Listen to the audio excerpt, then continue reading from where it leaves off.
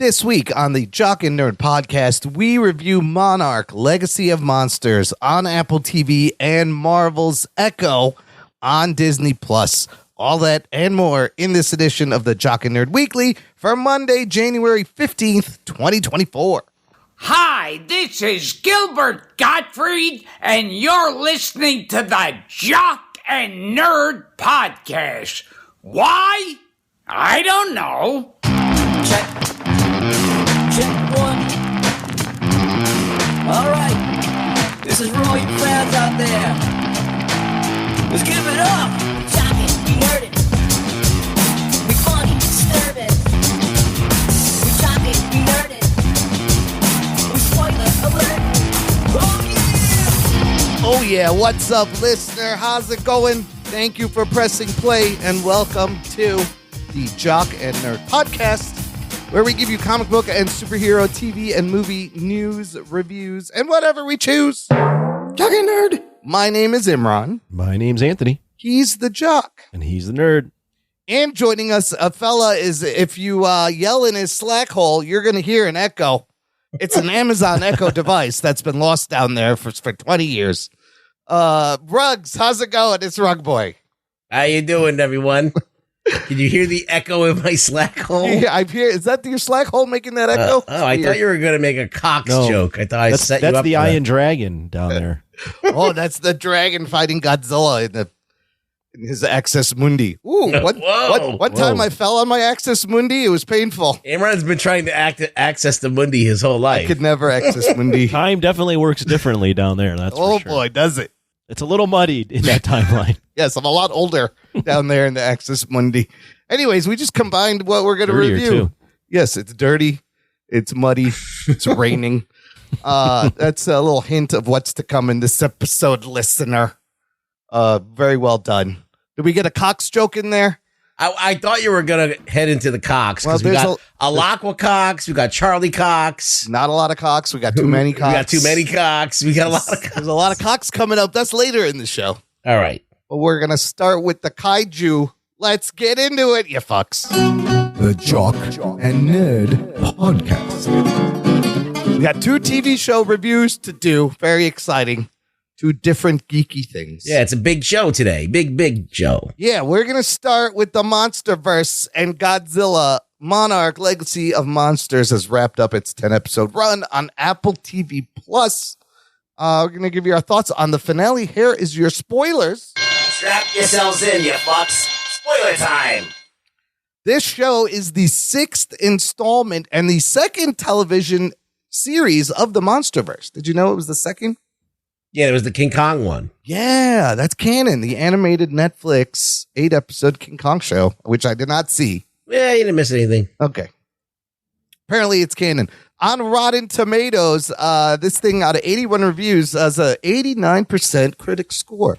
6.8 out of 10. Audience thinks it's a 77%. There's the numbers. I think those critic scores are based on like the first couple episodes they get to see. Right. They may not have seen the whole show. Yeah. Because it came out weekly.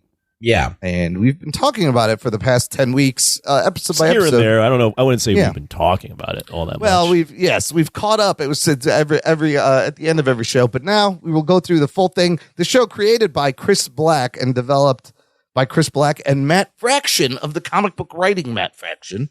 Right. Which is kind of cool. And it stars Kurt Russell and his son Wyatt Russell playing the same character, Lee Shaw and young Lee Shaw. Also starring Kiersey Clemens as May, Anna Sawai as Kate Randa. You got Ren Watabe as Kentaro. You got Marie Yamamoto as Dr. Keiko Muira. Anders Holm as a young Bill Randa. A couple of quick shots of what's his face as the old Bill Randa. What's his name? Oh, John Goodman. John Goodman. Yeah. And then playing Hiroshi Randa, Takahiro Hira, and a couple of other people. Oh, there's a guy named Tim, also played by Joe Tippett. Guy named Tim. Oh, yeah, Tim. Is he the guy with the glasses that works for Monarch? Yeah, he's the guy with the beard. Tim is the guy who's always yelling at Monarch, and he seems to take him seriously.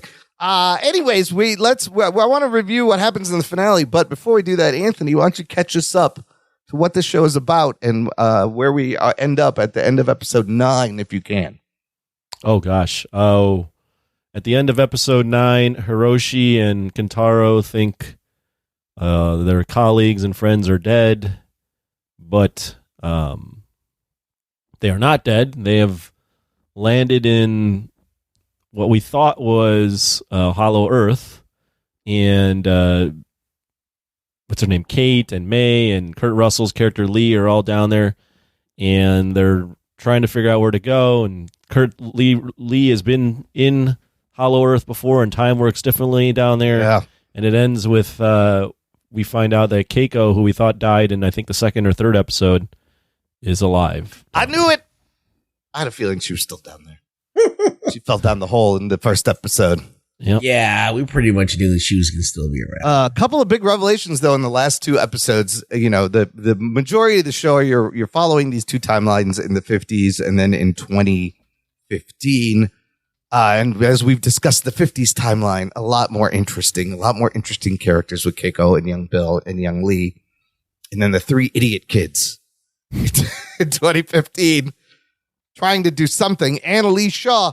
But we were guessing about who is Hiroshi's father, right? Turns out, big reveal, neither Lee or Bill Randa is Hiroshi's biological dad. I thought that was interesting. Oh. Yeah.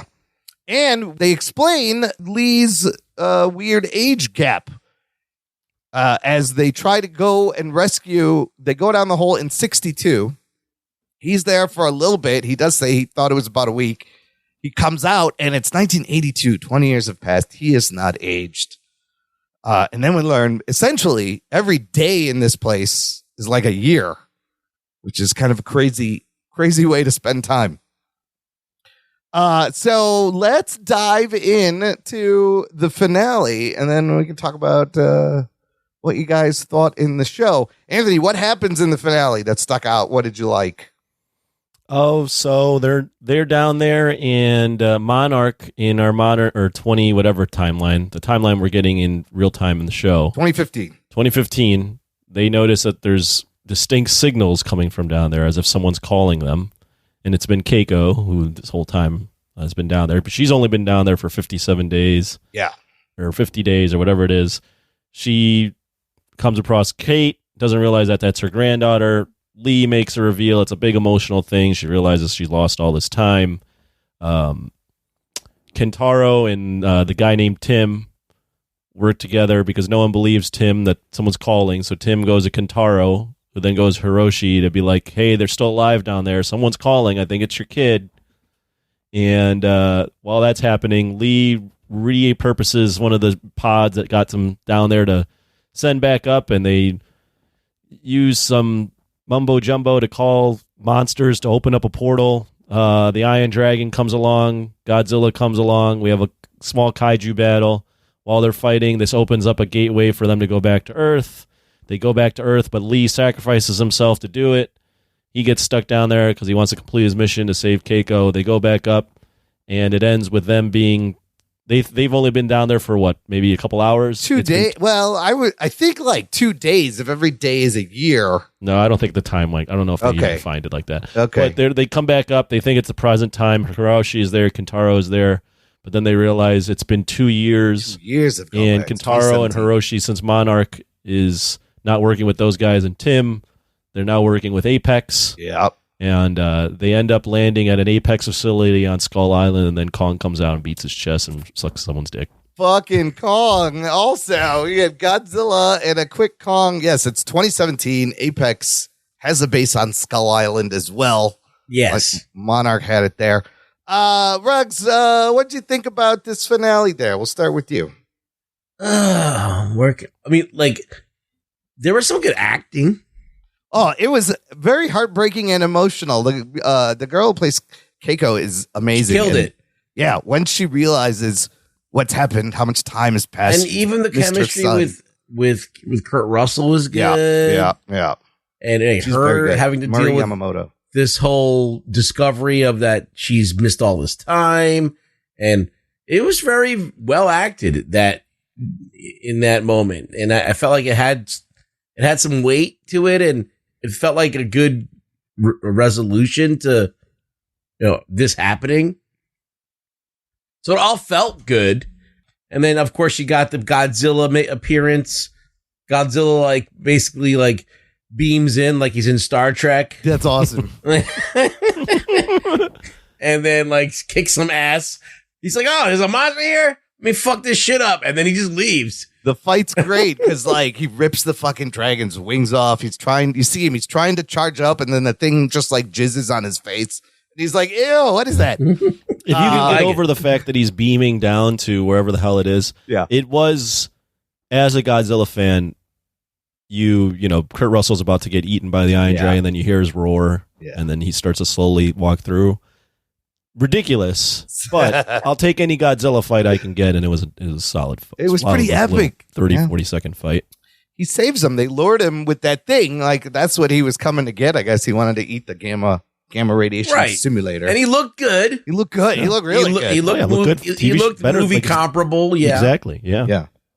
So I can applaud the series for that. They were able to bring Godzilla to life. This Iron Dragon seems very generic and not really cool.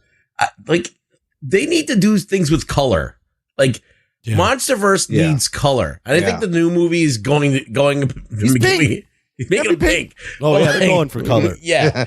But in some of these kaiju, you need some color, something to break it up. And just because they all look like the same texture, and they just need a little bit more pizzazz.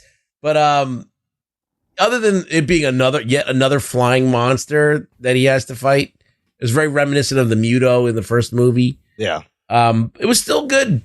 It was still kind of a cool little scene, and it was very well done. So you got to give him kudos for that. You can't shit on that, right? Yeah, I didn't mind the dragon. I know you guys don't like the fact that they have to make up these new kaiju for this show, but it gave him something to fight and something to kill. Yeah, just kill it.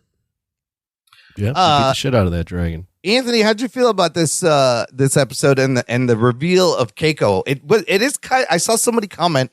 It is kind of like Janet Van Dyne in the micro realm saving hope, a little bit, right?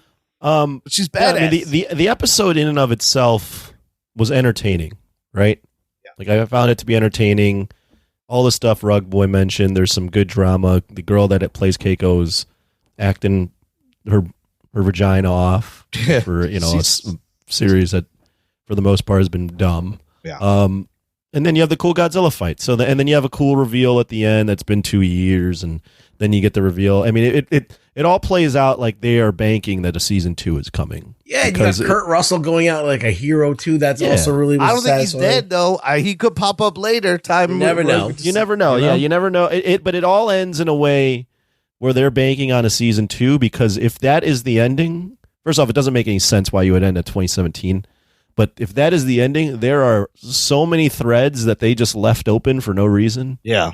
So, yeah, I mean, the episode in and of itself, I found fine, entertaining. But when we talk about the show as a whole, I'll blast my vitriol at it in a second. This takes place like the Ion Dragon all over Godzilla's face. Yeah, it's like splooge. Ew, what is that? That's how it's going to come out too. It's not going to be very coherent. It's not going to be in a straight line either. It's just going to be all over. This takes place between Godzilla 2014 and King of the Monsters. Yes. So they kind of, I think it's interesting that they show us that Apex also had a base on Skull Island, because after Kong Skull Island, it seemed like it was just Monarch, but they were also there, and they are the bad guy, and they're kind of going to be running things. Can you connect anything to Kong, the next Kong Godzilla movie? There's some pink glowy shit in the lights. I don't know. That's the Mundi? In the Mundi, there was some pink energy down there. There should always be pink in your Mundi. There's pink in the Mundi. Excess Mundi. Sounds like your Mundi should always have a little pink color in it. Sounds like an Italian dessert. Excess Mundi. Let me get a nice plate of Excess Mundi, eh? I don't like the Axis Mundi, by the way. Let's talk about the Axis Mundi. I think the Axis Mundi is horrible. It is. Yes. It is a. So this is what I was kind of confused. I like the name because I like to say word. I like to say Mundi. It's fun to say Mundi. So it is a dimension in between Earth and Hollow Earth, and Lee even says it may not be in the earth. She's like, we fell through a hole. He goes, did we fall or did we enter? So now I'm like, is Hollow Earth a different dimension? Are they trying to get Pacific Rim involved? What are they doing? Are they precursors? Like, what the fuck is going on? What's the deal with this Axis Mundi?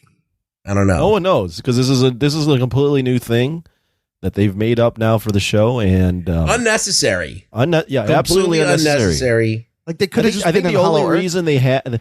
I legitimately think the only reason they did this is because they were like, we want a young Kurt Russell, and an old Kurt Russell. How do we bridge we this want gap? to have the young version played by Wyatt Russell to be around in the 50s, because we've established as canon that we spotted Godzilla in the 50s with the bomb. And we can't have an old Kurt Russell in 2017 because he's going to be 95 years old, and that doesn't look like Kurt Russell. Yeah. Because other than that, I don't know why that even this. It makes the Hollow Earth thing even more confused. Is there a layer in between?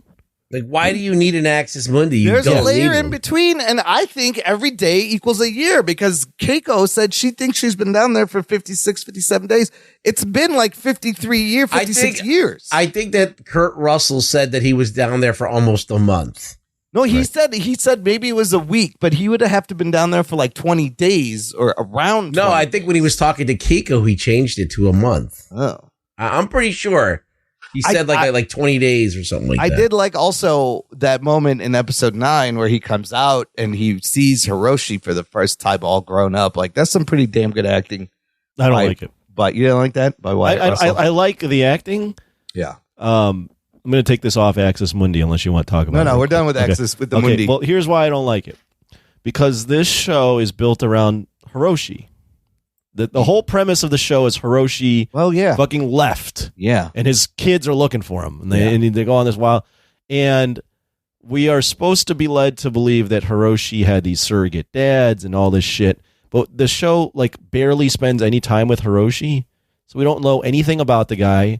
We don't know anything about his relationship with Kurt Russell or Billy Randa. Yeah. And I think the show, there's a lot of reasons why I don't like the show. But one of the main reasons is like, why are we even building the show around a character that by the end of the season I still don't understand? He should have been instrumental in this at that certain point. Like, he, at a certain point towards like the last act, he should have been the clutch character that came in and made everything. But I guess when you got Kurt Russell like throwing his dick around, Kurt Russell steals it. Yeah, I felt Lee Shaw was like the main character. So like this show didn't know where to anchor the story to. No. I personally didn't like any of the kids' stories. I didn't think the Hiroshi story was important. Horrible. They could have done away with all of that and just done the Lee Shaw story. It should have been the Lee Shaw without Axis show. Mundi. Yes. And it would have been a much better show because 100%. At least you learned something from that portion. You learned how Monarch was founded. You learned about who was the before Serizawa came aboard, like who was running this shit. And then you could have introduced a young Serizawa. And that could have been our Serizawa for those. If we couldn't get Watanabe back, which is why can't we get him back for a cameo or something? Yeah. But like you could do a young Serizawa too. Like why wouldn't they do that? That's like a home run. It's like right there. So I don't know. I just feel like that. I don't know why they went in this direction with this family secret thing. Horrible. I feel like that they did this for people who don't like Godzilla and MonsterVerse stuff. This is, to me, it reeks of, we need to grab demos. We want more female demos. We want, because that's the 4 quadrants, you know? Yeah. We need this quadrant to get it. So what they like romances and love triangles. We're going to put 2 love triangles in there. Yeah. We're going to put a love triangle in the 1950s, and we're going to have a sister trying to hook up with the brother that she just met, ex-girlfriend, in the middle of this thing. And then before that, you're going to have this girl cheat on her current girlfriend with another girl. So it's like, all right, like, what the fuck are you doing? Like this, why are you trying to do like Melrose Place? That's an antiquated thing. What's the new thing where everybody fucks each other? Euphoria? Too Hot to Handle or Euphoria? Yeah. Below Deck. I don't know. Yeah. I mean, Hiroshi does get kind of like Kentaro's mom, takes the ring off and she's like, there's 4 Just then for there's like, that. what are we watching here? What the fuck is all this sexual weird shit? Like where people can't like do anything. Like it's weird. Can I ask unanswerable questions? Yes. Sure, go ahead. There's a lot of them. What was Hiroshi even? What was his plan? I'm not sure. He was No, you can't answer it. trying to prove the tunnel. I don't know, the What portals. was Hiroshi's plan? Was He he going to wasn't do this doing by anything. himself? What was his plan? What exactly was his plan? Secondly, why did he feel the need not to tell his family about it and have to run away? Yeah, that doesn't make sense. Why does he have two separate lives? Why are we following around these kids that are like the most inept kids that in a crime zone where they're supposed to be quiet or They're singing so songs dumb. to one another? They're the worst. Like, why is May even in the show? Did you realize in the last episode, She didn't do anything. she does absolutely nothing? She's just standing She's there. just there. Yeah, It's just holding Kate's hand, so Yes. to show solidarity and that we love each other. I don't man. understand the Why point. does May? Okay, and then if we Yeah. have May in the show, Yeah. why does May also tied to the overarching bad Apex. guy thing with a boss that was from Apex? Yeah, her boss. Why ended does she up- come across someone that has ties to Monarch in Japan? just randomly? Like, too, yeah. look at all these. Why do they have the funds to go all over the world? Why do the kids that haven't been in Monarch all of a sudden are the best detectives in the world? They're the only ones that can. They've displayed find nothing anything. that says Yeah, they would be great This is detectives. it's so contrived. It's forced. It's forced. They're so incompetent. These kids. Like that. Yeah. I just think that like there was two writers. Someone wrote the 1950 stuff, and that for some reason had some kind of hierarchy to it. It made sense. Yeah, it was the All right. best parts of the show. All right, even though they brought the Axis Mundi into it, Ugh. it's unforgivable. But at least most of that story was actually serviceable. But this whole kids thing, this whole like mystery with the love affairs and the secrets. We need the secrets, the family secrets. It was just like, dude, this is not fucking a WB program. Yeah, it's like a CW Right. show in the middle. Yeah, I mean, so overall, big picture, I did think, despite all that, I thought the show started strong. And then at the end, it actually tries to tie in all this shit together. I did enjoy the last two episodes, but the middle stuff there's a lot of filler and a lot of fucking idiotic things, decisions made by characters, and then just some meandering around. Yeah, I agree with you, Imran. I agree. I think it started off. I think we all watched the first couple episodes and went, "Oh, this kind of has potential." Yeah. I think I'm disappointed because it had the Apple branding behind it, which I thought meant like the new Prestige TV. Yeah. But for all the reasons I outlined, I mean, it's just not. It just was not good. It's just not Production good. value was good. Yeah, it was prestige in its They production. Everything looked great. Let's not Writing. just throw the baby out with the bathwater. Yeah. They had prestige, budget, production value. They had big name people. They had big movie stars in this. All right. Yeah. So we have that. We had top notch effects. So like they did bring that to the table. Now, as far as writing is the biggest flaw. Yeah. Writing and corporate demographics grabbing and making products for people who don't care about love triangles. Like most of the people that tuned into this that are fans of Godzilla don't give a fuck about like your relationship things, and they spent like I skipped through any relationship stuff with May and the kid Kintaro. Yeah, that was terrible. I was like, this is They a had no waste of my chemistry. time. They had no chemistry at all. The whole May storyline. What was the point of any of that? The only time May became interesting is when we find out she was working for Apex. Right. Yeah, And but that's that such a didn't even- coincidence. Yeah. Yeah. And I think they forced like that in there, and for some reason I don't know, She happens to work for Apex, runs away to Japan, runs into the only man that she's fucking that has ties to Monarch. Like, what the fuck? That's a good point. What I didn't the think fuck? I didn't think about it that way. That is How is that even possible? pretty convenient there Like, of everybody. Yeah, I agree Randa's with not everything even- Rugg said. Randa is not even important. Like, you think that this is the legacy of Randa, but it's not. No, it's not. And how does Randa? I think the last we see of Randa is in 1962 Yeah. as that actor, and I believe Kong Skull Island. Correct me if I'm wrong. Is in it's supposed to be 1973, something like that. He So aged a lot. That actor's probably what, mid-30s. Yeah. And you're supposed to say in 11 years. Now, if you do a lot of meth, it's possible. Yeah. But I don't know if in 11 years you look like John Goodman.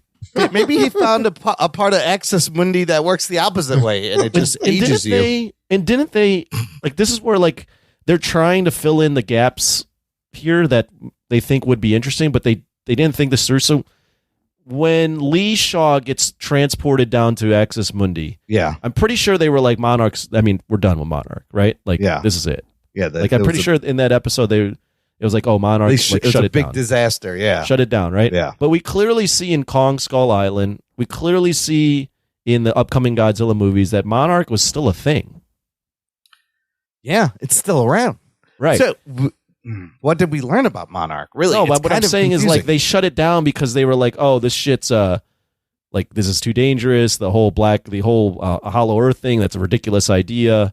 But if it got shut down, why would it be around in the Kong Skull Island movie? I think that they discovered more Who monsters. started it back up? Though? I think that maybe some of these revelations, like in the maps and the things and the portals and the Mundis and all the other stuff, maybe they've somehow found the other monsters, because by the time we get to King of the Monsters, there's like 17 Right, they're all around. kaiju that they've documented. So maybe they've been documenting and wrangling these kaiju at this point. They were still tracking the gamma radiation pulses everywhere. Well, whatever they've done, they've made it even more like the Hollow Earth was already one thing where I was like, okay, so they're going into Hollow Earth and they're traveling underground and they're popping up somewhere else. But now they've added this whole teleportation thing. So now, am I supposed to believe that Godzilla and all of them are just teleporting to these different, like, they're what? these portals. That's how they get from Like one place to why are we another. going this far with this? Well, in Godzilla versus Kong, Yeah. they show you. Well, look, there is some science to this, because when you're dealing with gravity, Right. like gravity does weird shit to time. Sure. So when we know that happens with black holes and stuff. So so there is that thing. So if you're going into a place where the Earth's gravity is like inverted, or the central point of the gravity is going to affect time differently, supposedly. So they could get away with that, right? Mhm. And then in Godzilla versus Kong, there is like, Kong gets through no problem, but they have this inversion that they have to deal with. Right. But wait, And, isn't it weird though that But there's no Axis Mundi. Yeah, I was they gonna go say, right past what, I don't know the role. Like, what is the role of Axis Mundi? Like, why would Godzilla ever teleport there? And then, secondly, in Godzilla versus Kong, they do have the time inversion, but we also see Godzilla blow a hole to the Hollow Earth, and Yeah. Kong theoretically climbs up through it. I think. Yeah, that So, like, Well, what's that's the what I'm point of the saying. teleportating? we don't know. That's what I'm saying. They've obscured it so much that they've messed up their own shit that kind of we could mentally gymnastically like make sense of. Right. We could find a way to make sense of that because there is some gravitational shit. But like portals now, like that's a whole other story. Well, and the gravitational thing is assuming that this is still inside the Earth, right? Maybe you're closer to the core and gravity is different, but it's upside down. Or is it another dimension? In Kong, Godzilla vs. Kong, there were holes, but now there's portals. This is like the mezzanine level at the theater or something. But I just don't get why the monsters, like the whole premise of the show that they were getting at, or not premise, but one of the things they were getting at is all these monsters belong in Hollow Earth, Right. but they're coming out into our world, and Godzilla realizes that and it wants to strike balance, right? Yeah. But then where does Axis Mundi fit into this? Why would a monster hang out in Axis Mundi? And Are they there by accident? it's like the on deck. Yeah, I don't know. It's like it's this I mean, it's a good point. It's a just good terrible. point. There was It's not animals living there. Someone brought this up in our G-Fest Slack, so I'm going to bring it up now. Yeah. How the fuck is Keiko alive? Because Didn't we she's a see her- badass and she learned Didn't we how see her to- getting swarmed by the fucking legion of insects? And then she fell through the portal and then ended up. Did they die? Oh, I don't know where the bugs are. They just let her go. They're like, oh, just let the. I don't. Where did she get those bow and arrows? She's a badass. Well, no, I now. don't care about the bow and arrows, but Yeah. the fact that she gets like if we saw her fall, that'd be one thing. But we clearly saw insects pull her down. Yes, giant bugs pulled her into. Maybe the bugs didn't portal. Unclear. It's unclear. Well, who says that? The guy from the Screen Rant? Yes, it's because I wrote it that way. It's unclear. Critical Oh, Drinker will right. just be like, don't know. Yeah. Don't know. Don't know. Yeah, it's not good, man. It's I'm it's very not- disappointed in the show. You know, I wasn't as disappointed. I kind of feel like I got what I was expecting, and maybe I got a little bit better. What did you what did you human get? characters that I was I'm legitimately expecting. curious. What did you learn from this that you were like, oh, that put that together? I really want to hear it. What did you learn? He likes Axis Mundi. I like, like Axis Axis Mundi. I love the relationship of the three in the 50s. Like that carried Okay. me through. Yeah, but And- you only get that for like Yeah, well, how many episodes half are there? the 10? time. There's I think 10. you get it for like 4 or 5. Yeah, you get it for like half the time. The other half, I'm like, what is going on here? I like that they explain things at the end with the time and What? the age, why Kurt Russell is not 90 years old. What does it add to the overall Monsterverse? The MonsterVerse itself. Yeah. I'm not Show's sure. called Monarch Legacy of Monsters. What do we get about Monarch? Monarch is still very What do we get about confusing. Monarch? I don't know. It's very confusing. They don't trust their own people, and then they had to break They should have off called the and- goddamn show Apex because we actually learned It's more about Apex than we learned about Yeah. Monarch. Yeah. We see Apex kind of take over. These are all good questions. I don't know if I have any answers. But What did you learn about Hiroshi? Why did he leave his family? Hiroshi is just What was a he fucking, doing? What did he think he was going to do by himself to stop he's another just an G-Day? asshole who had no plan and fucks up 2 families and doesn't really help much. All you're seeing is how irrelevant these characters are to the actual the things that you do get, which is the 50s stuff. Like you get the formation of Monarch, how they get funded, what happened. Oh, well, the whole thing with Godzilla's first appearance, they were trying to kill him. Yeah. All that stuff. Okay, that adds something to it. Finding out that they know that the gamma pulse draws them to the surface. Okay, that's cool. Knowing that Japan has got a fucking system in play when fucking monsters are around after G-Day. That's cool. That device is a lot like the device in was it minus? No, that was this show. I'm getting them confused. It was not Orca, in you talk minus King one. of the Monsters, Yeah. right? Oh, right. It may lead to Yeah, that. but the device is like a cell phone in King of the Monsters. Yeah, It's like this thing you can just carry with you in a briefcase. It was the 50s. And for some reason, it can reverberate for miles. This little fucking briefcase. Yeah. all It's right. just Yeah, not. kind of, They're It's just not not really what we're trying hard enough to do make anything make sense. And they could. I don't think it's going to detract if they just tried to make it make more sense, but they don't do it. Yeah, I mean, I don't even know what the goal of the show was. No, what was the point of all this? Like, is it to uncover mysteries? Kind of. I Is it just to, think like- it's Go ahead. to get a demo. It's to get I demos. think that's where I'm landing. But like, does it enrich? Does it? If you watch this, do you go back and watch Godzilla 2014 with a new appreciation? I don't think so. Do you watch? Can't really. Do you watch King of the Monsters and go, "Wow, this made this better"? No, I don't think it does anything for it. Doesn't Anything do makes it anything- more yeah. confusing. Yeah. Do I come out of this and go, do I want to see any of these characters? The only one I'd probably care to see is Keiko or Lee. Well, and now Keiko is back in the present time. Like, do you think they'll give it a second season? And what do you do? I mean, it ended in a way that you give us as a a lot- second season. yeah. It ends only in 2017. Yeah, that's true. So Well, just they're don't out, know. they're out of the past now. They can't go back there, really, unless they're going to do like a separate story about Sarazawa. Right. They could. can't. Yeah. So Or they could do a separate story about what's his face, the guy that Step Brothers. What's the guy, that actor's name?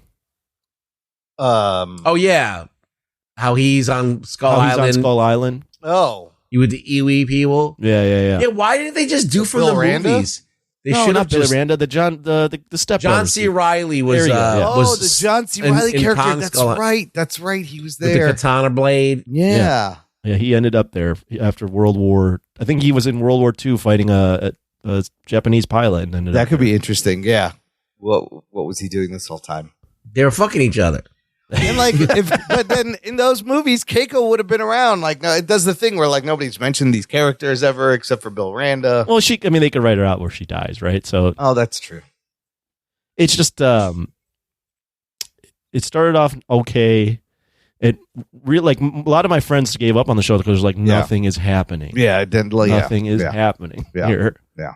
We're just glowing around the world and we're not knowing it. We're not learning anything here. Yeah. We're just annoyed with the character. That's the Yeah. middle episodes. Yes. Nothing Like, and, much is happening. and the thing is that Kate is the worst character. Horrible. She's Yeah. horrible. She's sucks. horrible. And so is May. They both She suck. sucks. They both suck. Kintaro. Pitaro sucks too. They Guitar all- like sucks the least, but he Yeah. still But sucks. they all suck. Yeah.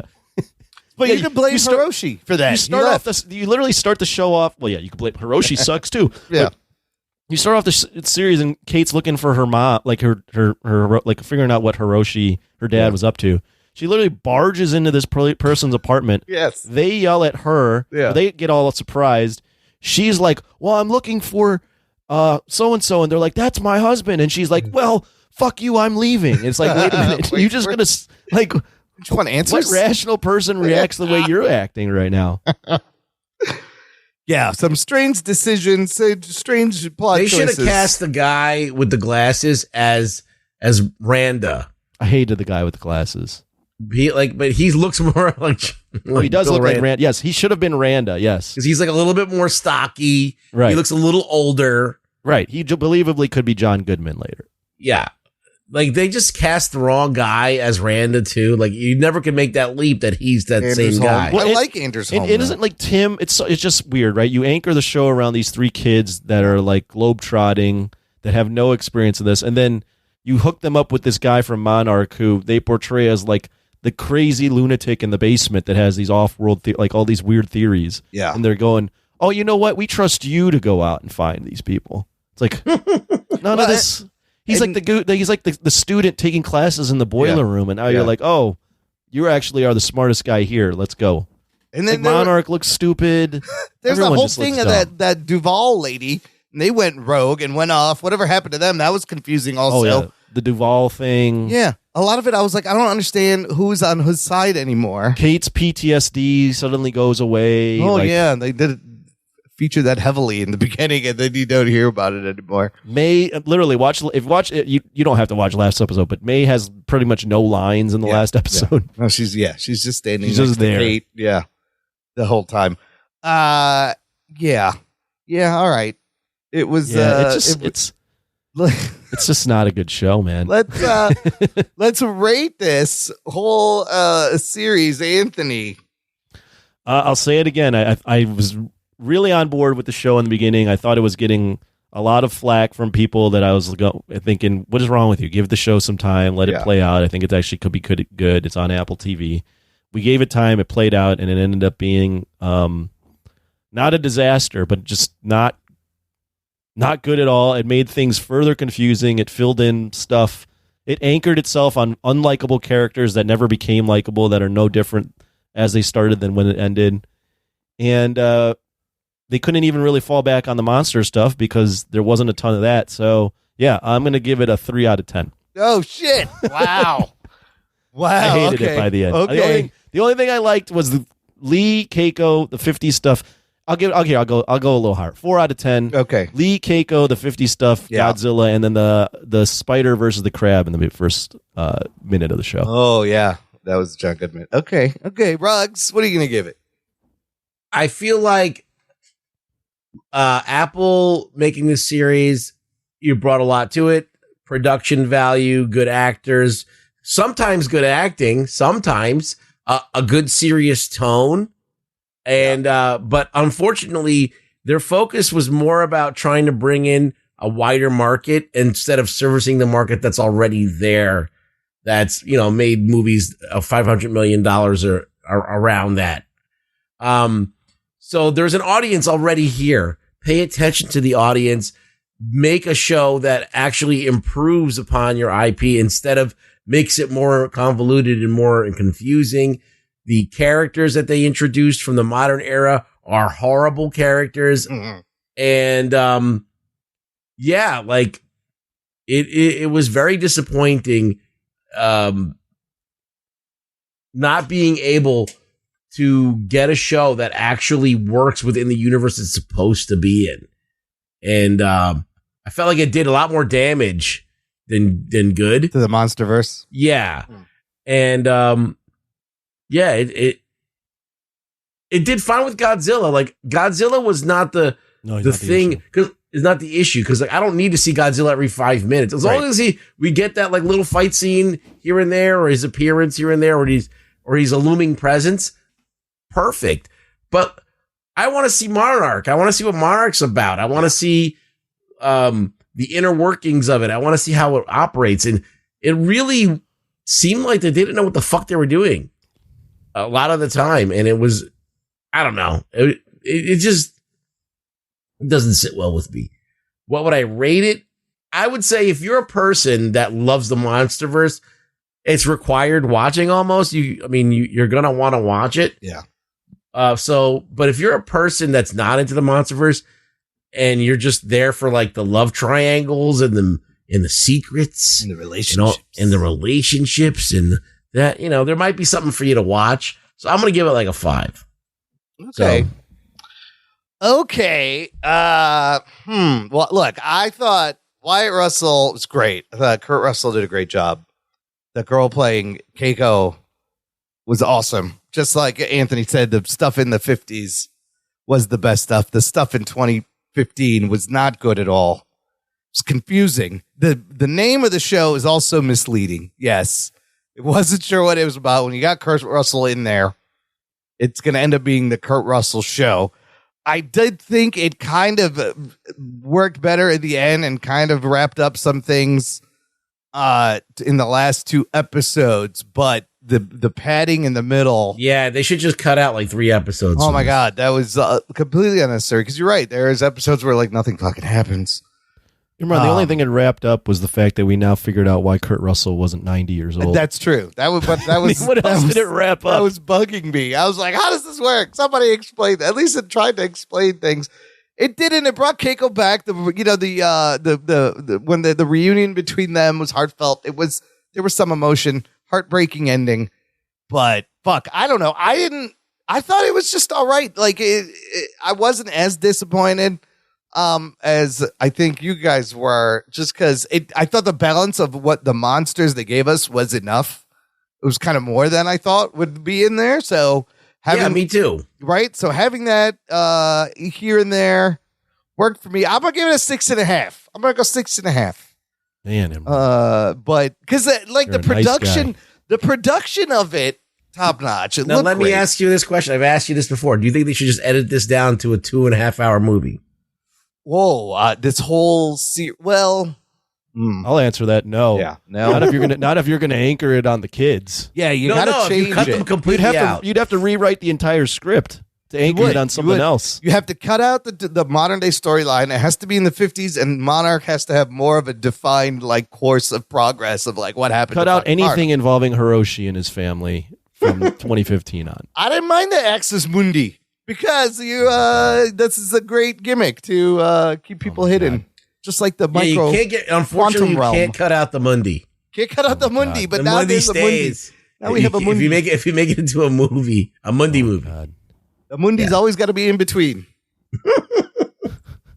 And all right, so I guess that's it, huh? Yeah. Meanwhile, that's it for Monarch. We'll see if it gets a second season. Meanwhile, -1 is approaching 100 million.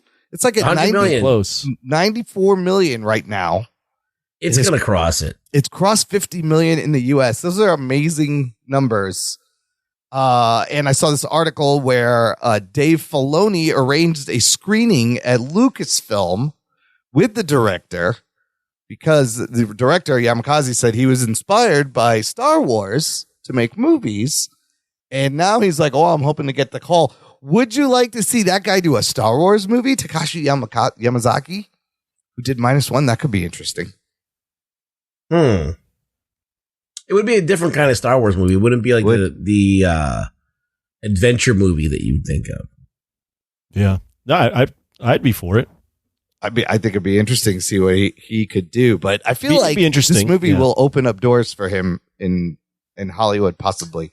I feel like -1 is such a victory for the franchise, because even in 2014, when we had, the legendary thing, they still had to like massage it so much that it almost went off kilter and wasn't Godzilla anymore. Yeah. Mm-hmm. And this one just shows everybody like it's so simple. Just do it this way. You know what it reminds me of? While you were making that analogy, it reminds me of when Godzilla 2014 came out, and I would equate it to like when Marvel released X-Men, and everyone was like, "Oh, that's cool." Yeah, but they had to strip away a lot of shit. Yeah, and make them, not the X-Men, but sort of the X-Men. Yeah, and then I would equate -1 to when Marvel released Iron Man, when they were like, "Let's just make a comic book movie. Like, let's just put him in the red and gold suit, and like, just go full out comic book here." And I mean, obviously different tones, but it's nice to see that Toho and finally made something that everyone embraced that was unabashedly Godzilla. Right. It was back to basics, and I mean, it's as close to that first movie as you're gonna get. Right. Huge success. And then the other piece of Godzilla news I have, Godzilla X Kong moving up their release date. Oh. Coming out now March 29th instead of April 12th. Moved it up a couple of weeks.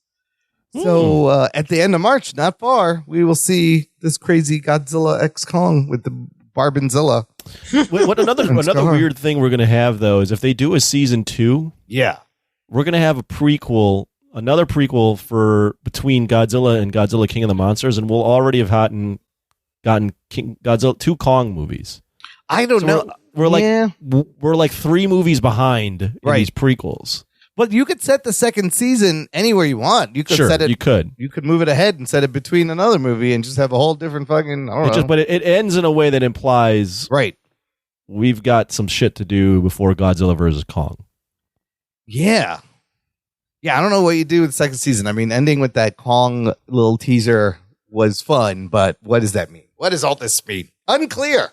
We'll find out. We'll find out. Maybe not. In the meantime, we're going to take a break here, play some promos, come back, and talk about a Marvel TV show right after this. After these messages, we'll be right back. What's up? This is Brian, and I'm the host of Citizens of Pawnee, a Parks and Recreation podcast. That's right, a podcast dedicated to my favorite TV show, Parks and Rec. Every week I discuss my favorite things about the show, which include character breakdowns, episode rewatches, and other random facts and tidbits about the show. You can find me on Instagram at Citizens of Pawnee Podcast and listen wherever you get your podcast now.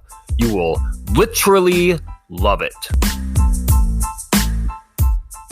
I'm Imran. And I'm Sophia. I'm the brother. And I'm the sister. And we are watching a show about cousins. We're your hosts for Dance of Joy, a Perfect Strangers rewatch podcast. We grew up watching the 80s hit sitcom, and now we'd like you to join us every week as we rediscover our love for our favorite TV cousins, Balky and Larry. You can find our show at danceofjoypod.com and on all major podcast platforms. Now we are so happy, Sophia. We do the Dance of Joy. Imran, this is a podcast. They can't see us. Oh, Popo. Jock and Nerd. Listener, if you enjoy this show, I suggest you take some time and join our awesome Patreon fan club. Visit jockandnerd.com/Patreon. Jock and Nerd. And you can give back all the entertainment value monthly or annual basis. Huge shout out. We got a new one, fellas. We got a new patron? We got a new patron signing up this week. Now, on Patreon, he just signed up as Rick. Rick James? It's not Rick. I'm Rick James, bitch. I think this may be none other than Latin Heat's own Rick Martinez from the Facebook group. I don't know if it is. Not Ricky Martin. Not Ricky Martinez. Rick, thank you, whoever you are. I think it's Rick Martinez. Slick Rick's great. But he signed up for the Rug Boy level. Thanks, dude. Thanks, Rick. Yes, You're awesome. which means I think it's Rick Martinez. Let us know.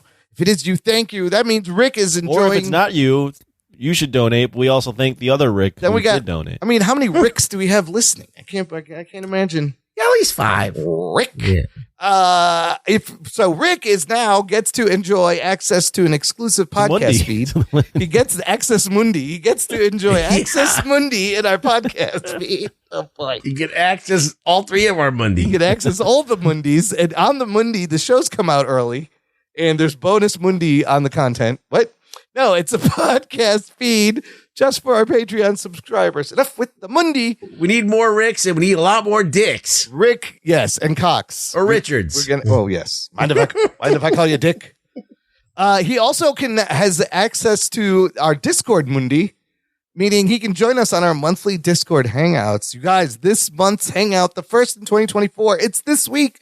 It's this Thursday, January 18th, 8 p.m. Oh, my God. Okay. Be there, Ruggs. Anthony, pop in. It's going to be all cold. right, I'll stop what I'm doing. It's so cold. Join you. Yes, there's nothing to do outside. It's too fucking cold for outside. And there's a tier where you can pick a movie to watch and pick a movie for us to watch. Sorry, you can watch any movie you want. I mean, you don't have to pay for that. Yeah, you can have to pay us to watch it. But if you want us to review your Access Mundi, you can pick a movie and we'll watch it. And there's a t-shirt, lots of fun stuff. Be like Rick. Join the Patreon fan club. Yeah. Check it out. Link in the episode description. All right, let's get to our other big geek TV show review. This is a big one. Echo. Season 1 of Marvel on Disney Plus. All 5 big episodes. One? What makes you say this is a big one? It's a big show. Is it? It's a Marvel show. I think all Marvel shows are big. I don't think. Can I disagree real quick? Okay. No, just because it's Marvel, it's not a big one. If it was a big show, 1, it has the least amount of episodes. Yeah, it does. 2, they released it all at once. Yeah. So yeah, I don't think Marvel views it as a big show. I think they tried to just fart this one out and get away with it. They probably want to just move on. Sorry, move on from this. But for us, it's okay. Look, Echo Season 1. Here's your spoilers before we get into it. Before we get started, does anyone want to get out? Come on, it's all connected. Even maybe in this, maybe not. This is the 10th Marvel Disney TV series they have released in the 12th season of television. Of course, it's a spin-off of the character from Hawkeye, Echo, who ran the Tracksuit Mafia. And did some stuff, and this is the first show that's actually TVMA and under this thing Marvel is calling Marvel Spotlight, which was, there used to be a comic book called Marvel Spotlight where they had introduced a bunch of people. For our purposes, for the MCU, the Spotlight, they're using it as a way to have individual projects that are grounded, character driven, and possibly you don't need to do homework. Watch prior things in the MCU to view. Yeah. That's the point. I don't know how well they achieved that. We will talk about that. But this is the first Marvel Spotlight show. We saw the new logo after the Marvel logo. On Rotten Tomatoes, this one, 72% critics tomato meter, 71 reviews. That also may be maybe for a few episodes. I'm not sure on that. The first 3 episodes, it's possible, I believe, were audience score 65%. So this is opposite than the Monarch, where the audience score is a little bit lower than the critic score. This show stars Alaqua Cox. There's a lot of Cox in here. Alaqua Cox as Maya Lopez. You have Chasky Spencer playing Henry Black Crow Lopez. Tantu Cardinal as Chula. The great Graham Greene, you've seen in a lot of things, as Scully. Devery Jacobs as Bonnie. Cody Lightning as Biscuits, Morningstar Angeline as one of her ancestors, Loak, a bunch of other people. A lot of these people, and Vincent D'Onofrio, of course, coming back as the Kingpin, and Charlie Cox. There's a Cox fight going on in this show. The brief cameo as Daredevil.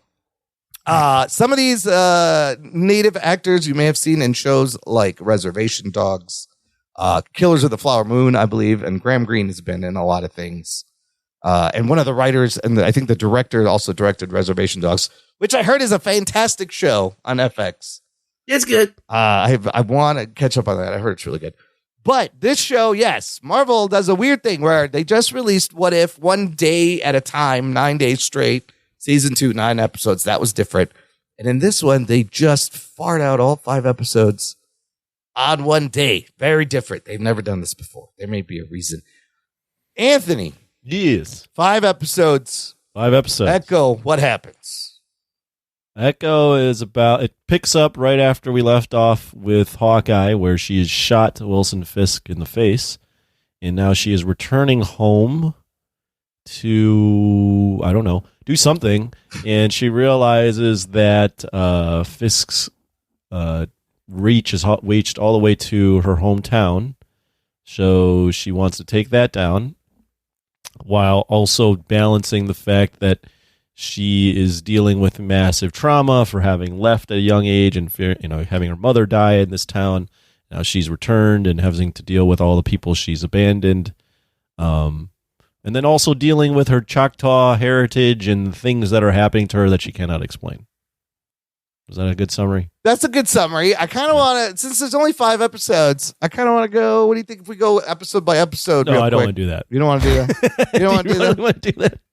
Just because I don't remember the individual episode. We learn things. Okay, Well, the setup is okay because, like, Echo's world, she's working for Fisk, and she finds out that Fisk killed her dad, and so now her world, she's been relying on Fisk. She's been like Fisk's surrogate daughter almost. Like he's been involved with her this whole time. So she has nothing left in New York, because she goes to her original family to kind of pick up the pieces. And that's like a good premise. The first episode, they get you all caught up on their relationship. They use the footage from the Hawkeye show. They show the accident where she loses her leg. Yeah, and her mom. Yeah. In an inexplicable way where windshields don't break like that, and somehow jabbing her leg, yes. Just very weird choice there. But yeah, so it starts off okay, actually. We also see... I completely agree with you. Go ahead, Imran. No, well, we also see like the Choctaw origin story in the very beginning, where you see the original Choctaw and they're in a cave and there's blue water and the cave collapses and they emerge onto Earth or whatever and they turn into humans. This right away reminded me of the Kahori episode. Yeah. From What If? And I was like, oh, what's going on here? This show has echoes of a lot of shows. It does. Imran, let's I'm going to throw it. I don't think we should do it as a whole as 5, because if you add up those 5 episodes, it's the length of a movie. It's like 3 hours. That's true. So I think it's just one long movie. I completely agree with Ruggs and you, Imran. I think the setup was good. I think the first episode was pretty good. You also have this feel where it's this kind of this noir crime thriller set in like a Western Native American kind of feel. Yeah, in Oklahoma. So I think that all that worked well. I think the first, right when it starts, you see a good fight scene, a nice one take with her. And, that's a great scene in that first episode. And she fights Daredevil, and I think it started off, and I went, "Wow, this show has a lot of potential." And we saw some of the trailers that showed this was going to be a little bit more serious, and it definitely felt different to start. So I would completely agree. I mean, the first 3 episodes have like big set pieces, and the stuff you learn about her heritage and her ancestry and the flashbacks that they're building are kind of cool. And I kind of like how every episode is named after one of her ancestors until finally episode 5 is her, Maya. But you learn about all these people.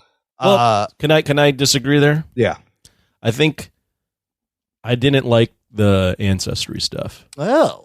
Okay. I don't like it either. It reminded me of, it echoes Miss Marvel, where you have all of a sudden it veers off into some story about whatever of ancestors, and then the family members make the costume for the person. It's a lot like Miss Marvel. I feel like they did better on Miss Marvel though, and the character was more likable on Miss. Yeah, I mean, Echo was a piece of shit. She worked for Kingpin. Well, that's the thing is they've changed her powers, And she likes killing people. And is she a protagonist or an antagonist? She's killed a lot of people. And I wasn't really sure if she had a redemption. She essentially, if you think about what she does, all these 5 episodes, she puts her friends and family into direct danger over and over again. Yeah. She's horrible. For some fucking reason. I'm going to ask an unanswerable question that I had for already. Monarch. Yes. What was Echo's plan? What did she want to do? First, she wanted to be the queen pin. She Right. wanted to kill Fisk and take over. By the way, She killed Fisk. She did not. She thought she killed. Wait a minute. Wait. She thought she killed Fisk. Don't tell me she did not. No. Yeah, so why did she leave?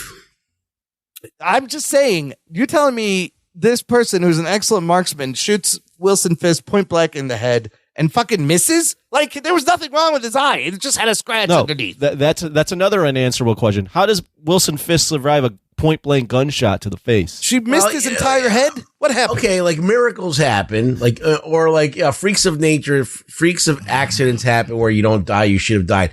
Okay, I'm willing to go that far. But why did she leave?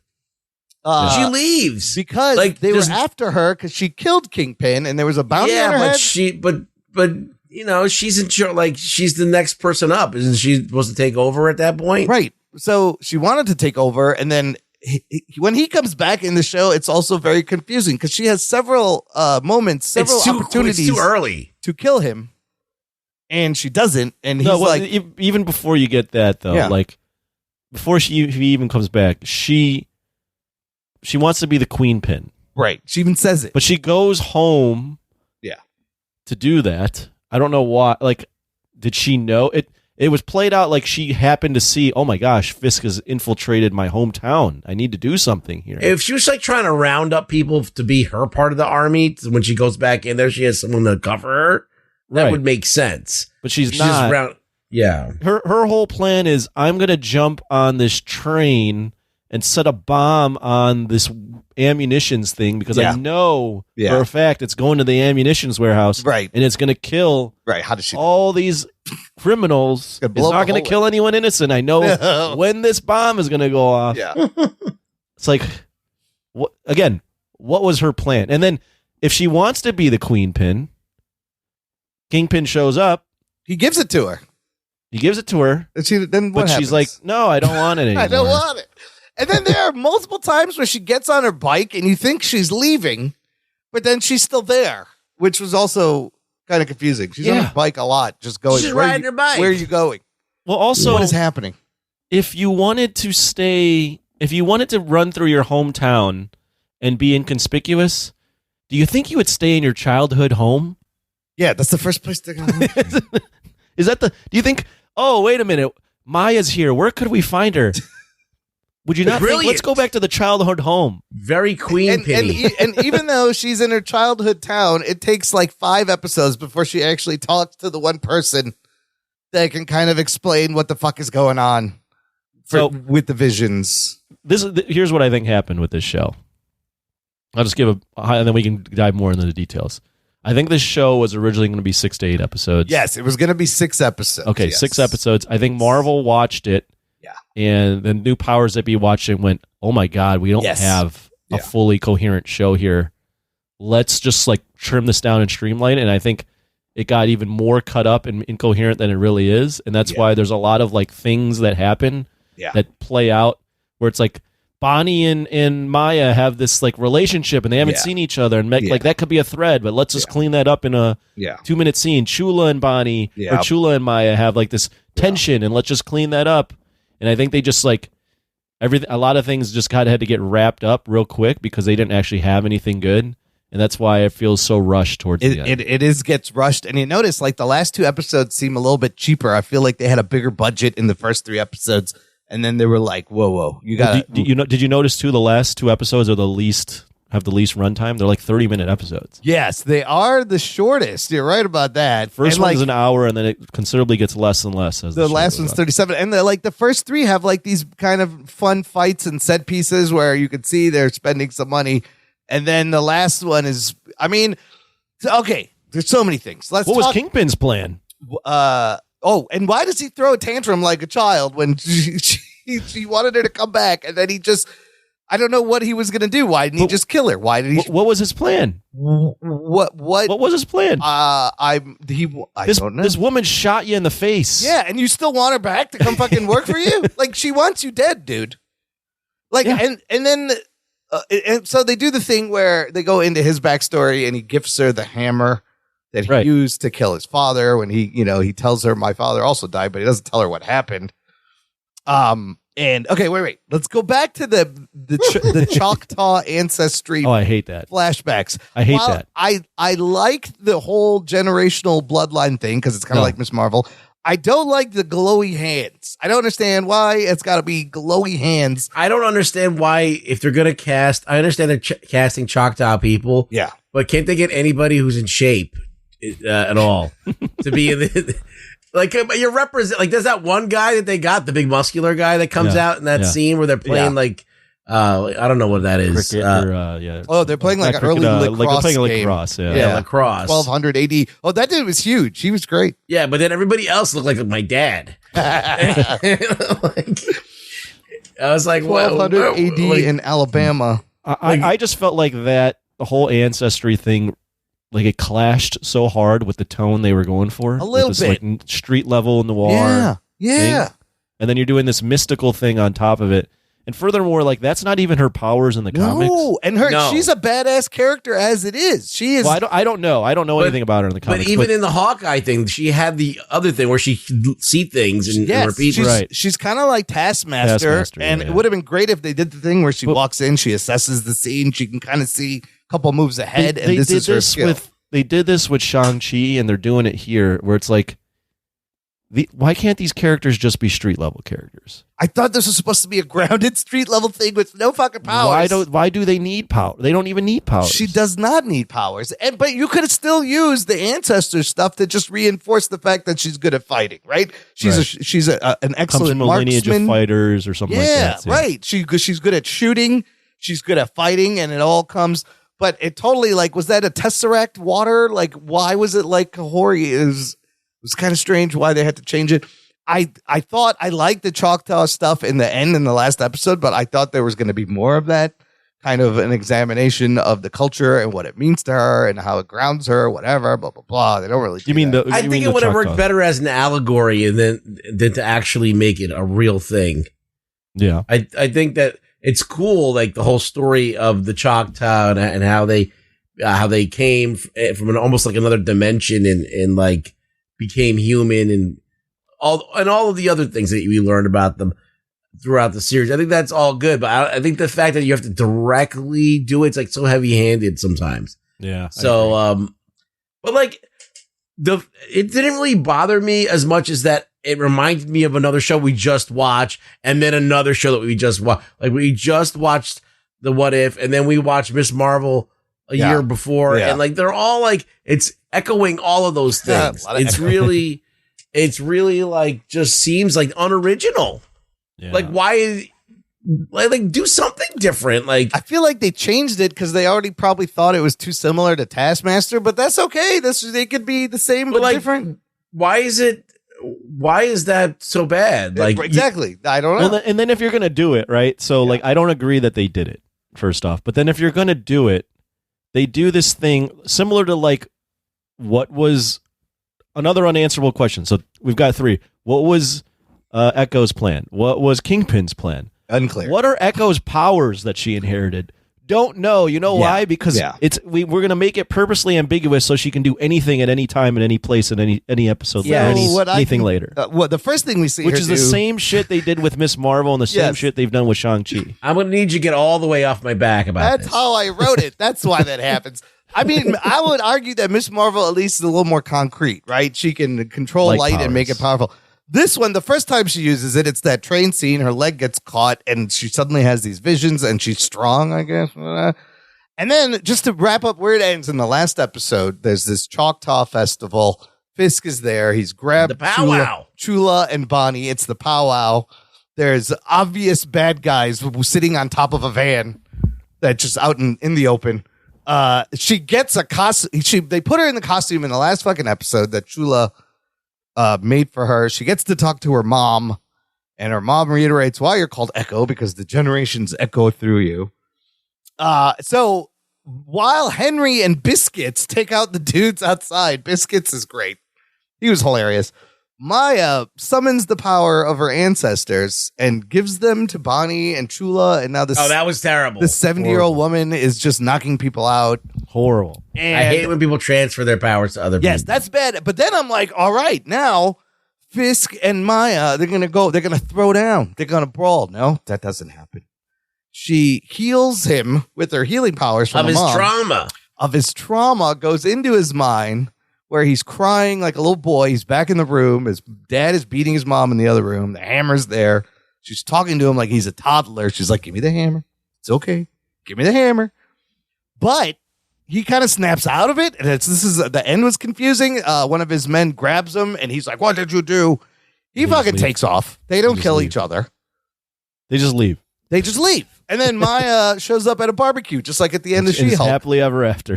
And she's going to stay there. And then you get this post-credit scene, which is kind of cool. It's Fisk in the plane. And on TV, they're talking about the mayoral race and how what this race needs is an outside party, a brawler, somebody who can shake up the system. And Fisk is watching intently. Of course, this is setting up Daredevil Born Again with that storyline where he'll probably be the mayor of New York City and Daredevil has to fight him. What does that have to do with anything we saw? That has nothing to do Why with is that any of the transition show happening? Yeah. What it is, It's like literally a different guy now on that plane. the end is so like anticlimactic. Oh, it's the worst. Did he get reformed? It's unsure. It's so bad. I mean, it's there's not a good action scene there. No, we're witnessing. This is now 2 shows now where we're witnessing the bitchification of Wilson Fisk. Yeah, we saw him in Hawkeye get his ass beat by a girl. Yes, and again. And then we have him here like on his knees begging for like, oh, my past, what are you doing to me? I will say Vincent D'Onofrio is fantastic. He definitely is the Kingpin. But yes. Yeah, it's not his fault. It's not his fault. It's not his fault. Both times he has been reduced to tears, and like this obsession with Maya kind of also comes out of nowhere.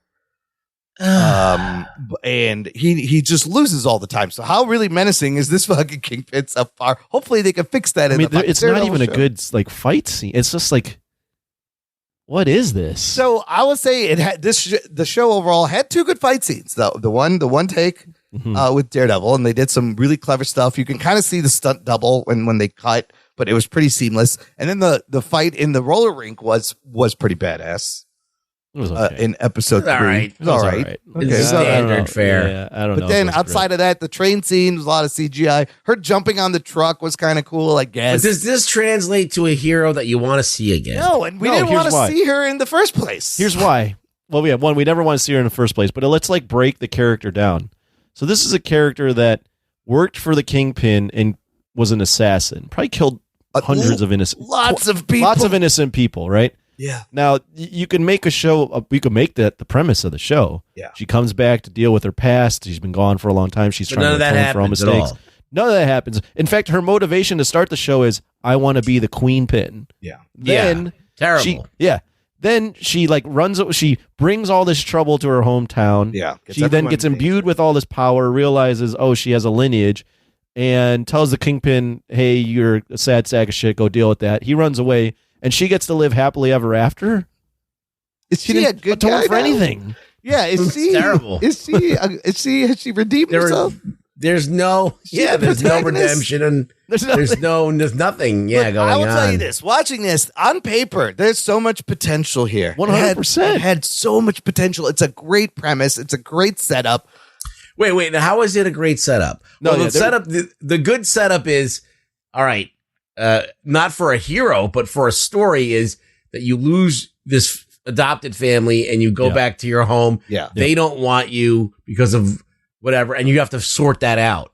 Yeah, and then you're also you went home because you're dealing with your demons, so you had to go back to the only place that you felt was home, but they don't want you either. So then you have to like relearn, or you have to like atone for all the mistakes you made. Yes, and none of that happens. No, none of that happens. No, but it had the potential for that to happen. There is a setup there that works. Maya, it's some of that shit is relatable with her. The trauma, the connecting with her generations, finding out who you are, your lineage. Yeah, The problem is, it's going to sound bad. The problem is Alakwa Cox. The Hawkeye, that was the first. That's the first role she's ever done, and she is Native American. She is deaf. That's her actual prosthetic leg. She goes from that to getting a whole show. She has one expression. She has like two. Yeah, the whole time. She's not good. And if you were going to do a character who is deaf, this person needs to be expressive. Look, it doesn't matter your whatever. Like if you have an affliction or you're deaf or whatever. You still have to have charisma. Yeah. Yes, you need presence. You need something. Be in shape. And be in shape. I mean, in shape aside, I mean, she has. I mean, if you're an assassin and you were a killing machine, you would assume, right? I mean, she has one. She has two. All she can do is act angry. Yeah. Scowl. She's just got a scowl and then lighter that's about scowl. it. Yeah. I mean, the script doesn't do her any favors, right? No. We just laid out how unlikable she actually is. Another thing that was just like mystifying is that Alakwa Cox is mute, doesn't talk. But why is everybody else not talking while they're signing? Some are. No, some are and some aren't. But even when they were, it just seems unnatural. Down. I'm a person who talks, and I'm also going to stop. Like Henry, when I'm talking. Her uncle Henry, he would talk, but it takes longer because you got to sign. And then they were like, Chula didn't say anything. I like the times where they took the sound away and they kind of put you in her place and you just hear the heartbeat. Like in that fight scene, her first kill, if you listen, when she's choking that guy, you kind of hear two heartbeats. And then we watch her first kill. She snaps his neck, and then you just hear one heartbeat. No, I agreed with that. I like that too. I wish there was they did more. that in the last episode too, where when she gets the when he's yelling at her. Yeah, exactly. That was great. There should have been more of that to put us in her shoes. Well, a critical drinker posted. He said it would have been a real risk. I don't know if it would have worked, but he basically said if they would have just made the entire show from her perspective, where it was silent. That would have been it might have been fun, like a little not more fun. I don't know. We just saw Silent Night, whatever the Silent Night, whatever that movie. Oh yeah, that was terrible. That was terrible. I mean, to do 5 episodes with no sound at all, but you work around it, right? Like you do when she's not involved. Obviously, there's you can hear, but when it's her perspective. Yeah. Maybe you make it silent. I did think it was funny that Fist doesn't even bother to learn fucking sign language, and he shoots the interpreter because, of course, she's heard things. And then he's got that contact lens with the VR virtual. That thing was cool. I was like, that should be a real thing. I love the scene when Fisk is like, let's have Sunday dinner, and it's Thursday or whatever. And then he pulls out food, and then she says a couple things, and he gets up and leaves. And then he leaves. They don't even fucking eat nothing. He drops the knife, and he's like, just be on this plane. I'm going to go now. What happened to the dinner? They don't even fucking eat nothing. What was the point of that? You absolutely are right to him right now that you point out. There are plenty of scenes where it looks like she's leaving town. Yeah, all the time she's on her bike. She's back. And then she's like back. I was like, I thought you were like, we just cut that scene. Like, remember that she went? She's back now. It got chopped up a lot. It had definitely got chopped up. They had to figure out how to finish it. And the finish. I heard that Daredevil scene was supposed to be in the 4th episode. Oh, really? I'm glad it was in the first episode because that was dope. But even that, this is supposed to be Marvel Spotlight. Do you think they did, the first 20 minutes was a lot of recycled things we saw. That was literally, they were like, this is supposed to be something you can watch independent, but then they had to spend the first episode recapping Hawkeye. And then they show you Hawkeye, and you're going to be like, who the fuck is this guy? And they show you Daredevil, and you're going to be like, who the fuck is this guy? They don't really explain it as well as they should. Apparently, this is also Daredevil during the blip. He did not get blipped. If you do the time line. Well, what happened here was the show was built around a character that no one really wanted to see. When shit was getting greenlit all over the place, they had something there in terms of let's make it dark and gritty. But then once they filmed everything, they realized, oh fuck, our script sucks. We have an actress that can't act. And all we really got going on is it's dark, and we got Vincent D'Onofrio back. They did this for all the wrong reasons. Yeah, so they just shit it out, and Marvel knew that it was sucked. That's why they put it out on. Exactly, that's why they released it the way they did. I'm mad at that trailer. That was some false fucking advertising. Those were a good trailer. The trailers were great, and I feel like it promised a different show. It's not that violent. That's it. Let me ask you this. TVMA, did it deserve it? I didn't think it was TVMA enough. You had some blood, some shots to the head. That was really about it. Yeah. Yeah. You can't rest it on. I think the real issue is that it's just not a very well written show. Yeah, they ran with a lead that really actually kind of So sucked. this one, could you make this into a 2-hour movie? I feel like the show is simultaneously not long enough and it's too long. I don't know if it has. I don't even know if it has a second act. What is the third? Yes, the third act just kind of happens. I will say the premise that we boiled out of it has potential for a movie. But you would definitely need to rewrite it, and you would definitely need to cast someone that's more likable, a better actress. I don't think she's going anywhere. Is the thing. And then you always have a character like it reminded me of Madison from She-Hulk. Remember, Biscuits is kind of like this show's Madison. You always have this goofball character. Well, you brought up Biscuits as the goofball, and you liked him. I thought he was funny at sometimes, but I was also like, this is typical. Yeah, this is like Kat Dennings. This is So it Happy Hogan. It falls to the Marvel formula a bit, even though they're like, oh no, this is going to be different, and no, not really. Well, it was greenlit when Marvel was greenlighting everything. Yeah. So this was also made under that old regime. Yeah, so I feel like we're getting towards the end of these kind of shows. Like maybe Agatha will have the same problems, but clearly they're retooling the Daredevil show. And that's where the change might start if they can salvage whatever they shot. I think they tried to salvage this and they were like, it's not salvageable. Yeah. I know that this show had 2 Cox in it, but it needed another 2. There was a Cox fight.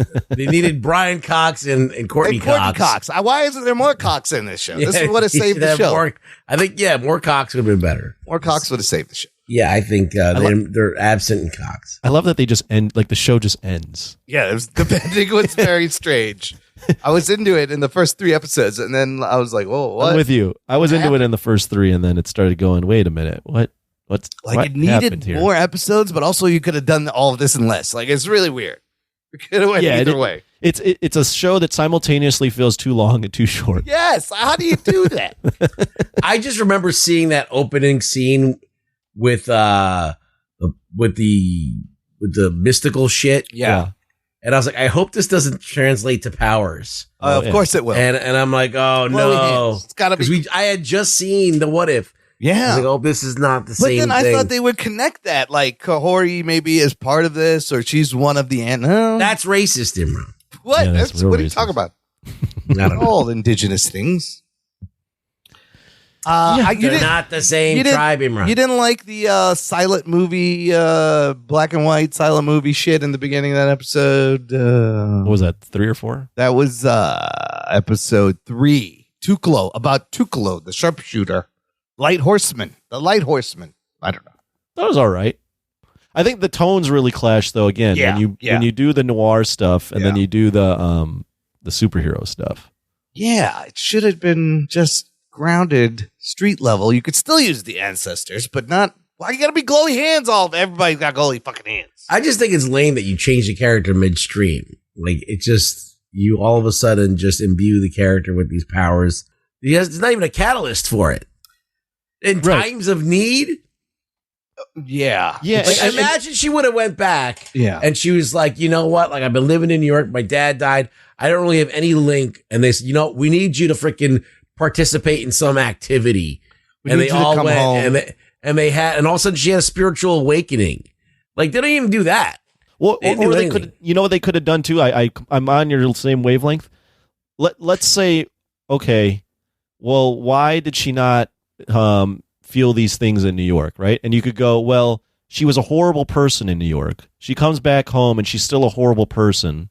And the only way she starts to feel these awakenings or these echoes as she starts to right herself, right? So like the closer she gets to being a good person, the more she's starting to get these awakenings, these echoes, the vision. And then by the end, she's wrapped up into a good person, sort of like how Thor, when he gets his hammer, and she's like, oh, she's now earned the powers. She's redeemed herself for all the mass killing she's done. But instead, the way they write it is, you're in your hometown, and you were always going to get these powers because you're back with your hometown, regardless if you're a good person or not. Like, she doesn't change to earn the powers. Oh, because we wrote this show this way. She's the same person. She just gets the powers, and then the powers make her a better person, which is ass backwards. It should be the person earns the powers, not the powers earns the person. Does she still want to kill Kingpin? I don't know. Well, she heals him. She heals him. Oh, Yeah, she wants to save him. they write it to like, oh, she heals him, so she has his powers, but she does good with it. But she's done nothing good prior to make us be like, oh, this is a character worth having this great power. Yeah, that would have been a better show. What about? I mean, the thing is, this had moments of good shit, like the scene we saw in the trailer where he beats the fucking hot dog vendor. Like, we see that again, but I like the bit where Maya watches him. Yeah, and she walks up and she starts kicking the guy. I liked that bit too. That was great. Like, you see how she responds to violence. And I also did love after she fights Daredevil, he's telling her, none of my men have been able to keep up with him like that. He was like, I'm very proud of you. That was amazing. I want to put you in charge, but none of my men could keep up with him, but an overweight woman could. Yeah, but can you believe that she was the stunt double? There's a lot of stunt double. Yeah. Well, that's another thing too, right? Like, they cast this girl, limited actress, right? Yeah, partly because she's deaf, but also not a ton of experience. No, this is the Now second also, thing she's done. Only thing she's done. Limited in terms of like looking athletic and fighting. Like, when she's throwing punches and stuff, are you like it? You're not going in there. You're like, wow, that's believable. She's really put in a lot of work to like look like a real martial artist out there. It's like, no, this clearly looks like shit. She went to the Ralph Macchio school of karate. She's all floppy like fucking Danny LaRusso. I mean, there's moments of things where she's trying to add some character, right? Like, the moment I think of is the first time she meets Daredevil. He punches her, and she goes sliding, and she kind of slams her hand on the ground, like, I can't believe he got me. I'm gonna take care of him. And then I kind of believe that fight, but yeah, I don't know. How about her kicking the guy while he's down? Okay, fine. He was an asshole, but she still kicks him as a kid. Yeah. How about them having her shoot down a bird as a kid? Oh yeah, she's like she fucking tries to. I just want to see if I can hit it. I want to see. We have this fucking. I mean, when when kids kill animals for fun, it means something. That's like a real fucking. That's that's like you need to go to therapy and be locked away right away because you're going to be a mass murderer. That's what's called a red flag. If you think about. And they're like, you know what? This is a good scene for us to feel sympathy for this. She character. tried to kill the fucking tribal ancestor bird. Come on, this bird is helping you out, warning you of things. And I just wanted to see if I could hit it. Yeah, she's like, oh, it fell. Didn't really fall. And her mom's like, oh, okay, well, I'll heal it anyways. And her mom's like, oh, I know you're a fucking asshole. I know you tried to kill this fucking thing. Again, the problem is with her performance. Even when she was working for Fisk and wanted to take over, you don't really get a sense of anything that she's like a badass, that she should be in command. Or you don't even see that she's sympathetic in any way either. Yeah. She has no remorse for anything she's done. Yeah, it's just written in a way where it's not a lot of good character. I wonder if we will see her in Daredevil show. Probably not. Oh, they're gonna they're gonna force her in. That's what they do. They do it. I mean, I don't think you do a second season either. No, I don't know. you They just can't had do to a get rid of second this. season. I think she didn't shit in Johnny Depp's bed, so she'll be back. She's still good. If you have to use her, you use her very sparingly. But if it were up to me, I would, unfortunately, I would just kill the character. It's just a bad character. It's a bad character with a really limited actress. Yeah, maybe we can't recast. I think you just. If you recast, that would be everyone would be mad too. How are you gonna do that? You can't do that. I mean, after Hawkeye, I was like, maybe she'll grow into the role, and I don't know if I saw any growth. Like, do you give her another shot? Well, there was growth, but I don't think it helped. Some kind of growth. It wasn't a growth. It was a bad idea to start. You had the wrong person in the role right off the bat. But seeing fucking D'Onofrio was great. But the thing is, this is now the second show where you're like bringing him in to prop up the entire show, and instead of him propping up the show, it's making his character worse. Yeah. Like, now you're not. You watch him in these two shows and you go, I don't want to see that guy in Daredevil. Like, he's not the same guy. This is be your big street level Thanos guy. I don't know. And like, do we have any hope? Is this do I want to see this version of the Kingpin interact with Spider-Man? Like, so no. Yeah, they're operating on soap opera level plots and like through lines here. I feel like they tried to reach the Netflix Daredevil level of darkness, but didn't get there.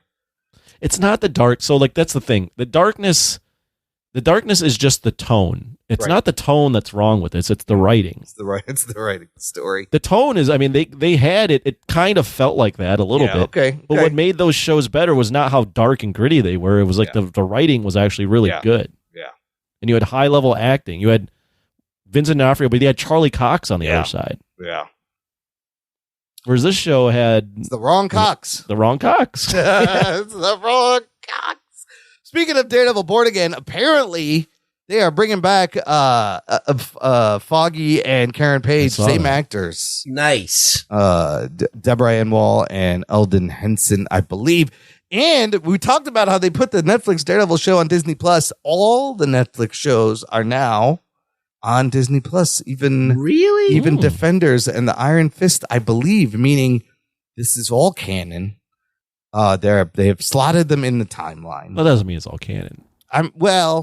But this is the same Fisk and Charlie Cox, is it? I don't know. We'll see. I don't know. I want it to be. So does this give you? It makes me worried for the Daredevil show, but the fact that they have paused and they're going back and they're redoing it makes me feel better. So I think they will do the right thing with that show. Take the time to make it good. I don't know what other shows are coming out in between. Yeah, what's the next one? I don't know. I know Daredevil has been pushed back till 2025. Let's see. Phase 5 in the works. We will look at this. Television. Next one supposedly is Agatha. Yes, late 2024. Agatha Darkhold Diaries or Coven of Chaos, whatever the fuck it's called. I don't know. What are the odds that one's good? I don't know. Aubrey Plaza is in that one. They did announce this animated show, Eyes of Wakanda, also coming out possibly later supposed to be this animated. year. Yeah, it's animated. And that Spider-Man show has changed titles. It was like Fresh Spider-Man Freshman Year. It's going to be called Your Friendly Neighborhood Spider-Man. Also on this wiki is Marvel Zombies. All in 2024. All animated. Yeah. So 3 animated shows, and then we will get Daredevil Born Again probably in 2025. Wow. Yeah, we're going to have and that's This Wakanda show was supposed to be live action at one point, I think. Oh, it was? Yeah. Yeah, I think this is now an animated production. And then remember, Daredevil will be 18 episodes, which is the Well, what this longest shows me thing. is they're like, you know what? We really suck at making live action Yeah, shows. they're taking a break. They got to finish Agatha. Let's fucking take a break on all this. Agatha's in post-production, and meanwhile, you can work on some animated shows just to keep us at bay until you fucking fix Daredevil. So yeah. Okay. Ultimately, I kind of feel the same way I felt about it, Monarch. Yes. Where I watched the first couple episodes going, oh, Yeah. this might be something. It's got And then potential. You just went, oh, the writing on this is horrible. This is nothing. And then I offered you a chance to be a cop, and you blew it. yeah, in both cases. All right, Anthony, wrap it up. Rate it, rank it. We got like 10 shows, 12 seasons God. of television. What are you going to do? This show, yeah, I mean, it had potential.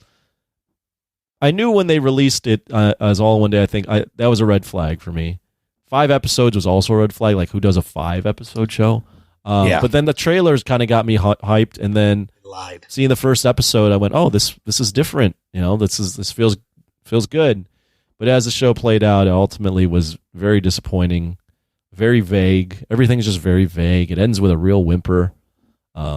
It's ruining one of my favorite characters in terms of the Netflix stuff. So I don't hate it as much as I did not like Monarch, but did not end in a way that made me satisfied with what I saw. So 5 out of 10 is what I'm going to rank it or rate it. And then as far as ranking it, I have it near the bottom. Yeah. I have it above Falcon and Winter Soldier, Secret really? Invasion, and She-Hulk. And She-Hulk. Okay, those two. It's in like the Falcon and Winter Soldier class. Okay. Might even be, you know what? It's worse than Falcon. It is. That show is better than this show. Come on. But Yeah, I you're could right. absolutely see Secret Invasion, She-Hulk kind of all in this one. Yeah, I think it's a little better than those. Oh, you think so? Better than... Well, Secret Invasion is just a disaster. Yeah. And She-Hulk is also somewhat of a disaster. This one is also slightly a disaster, but at least has some threads that made it a little interesting. Yeah. So there you go. Okay. 5 out of 10. Ruggs, what are you going to give it? Where are you going to put it? Yeah, the reason why it's definitely in the rankings, it is joining She-Hulk and Secret Invasion. Both were huge disappointments because I was anticipating She-Hulk. I love that character. They did her dirty. And Secret Invasion, they really fucked up. Yeah. So, but no one wanted this show, and we got it. And we watched it, and it had some redeeming qualities, but not many. So, yeah, I'm going to go like a 4.5 with this one as a rating, and it's basically among those bottom 3 there. Okay, yeah. Fuck, yeah. This show, I'm trying to think if I was more or less disappointed than the end of Monarch. I think that was less disappointing than this. Oh, the last episode of Monarch's better than this. Right, and it's more episodes. So yeah, the fact that it's this truncated 5-episode run is confusing.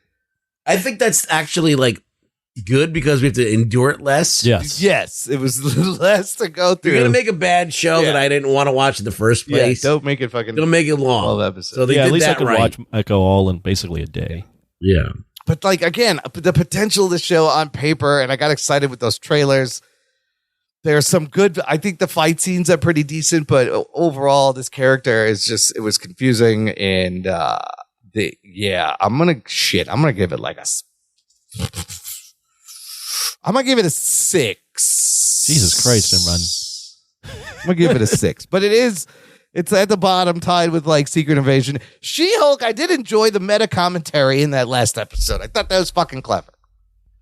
So is a 6 a bad score for you, Imran? I think so. Okay, that's 6 is above 5, which means I it'll know. be above average. I mean, it's above. It was just all right. I think anything over a 5.5 is a recommend, a weak recommend at best. Yeah. Well, yeah. There has moments of things that I like, and it just ends weird, and you can see what happened with the budget and the fucking retooling. Yeah. But nobody wanted this character, and this is the reason why. We found out why. The actress is not good. No, and I feel bad. And it's not because she's deaf, right? No, like I want to put that out there. She's Yes. not because she's deaf. It's because she cannot emote anything with her face. And I feel bad saying it, but if she could just be a little more expressive there were so many, the material is there to be expressive and sell this shit without words. And she does not take advantage of it. Nobody directed her to take advantage of it. So yeah. And why glowing hands? Every actor has a way to connect, and they're just not getting the connection that you need. I don't think it's just not there. Charisma. You said it earlier. There's just no charisma there. Yeah, there's no charisma. There's no presence. Is it better than Secret Invasion? I don't know. It's like tied. Secret Invasion did have a little more. Strong 6. Really.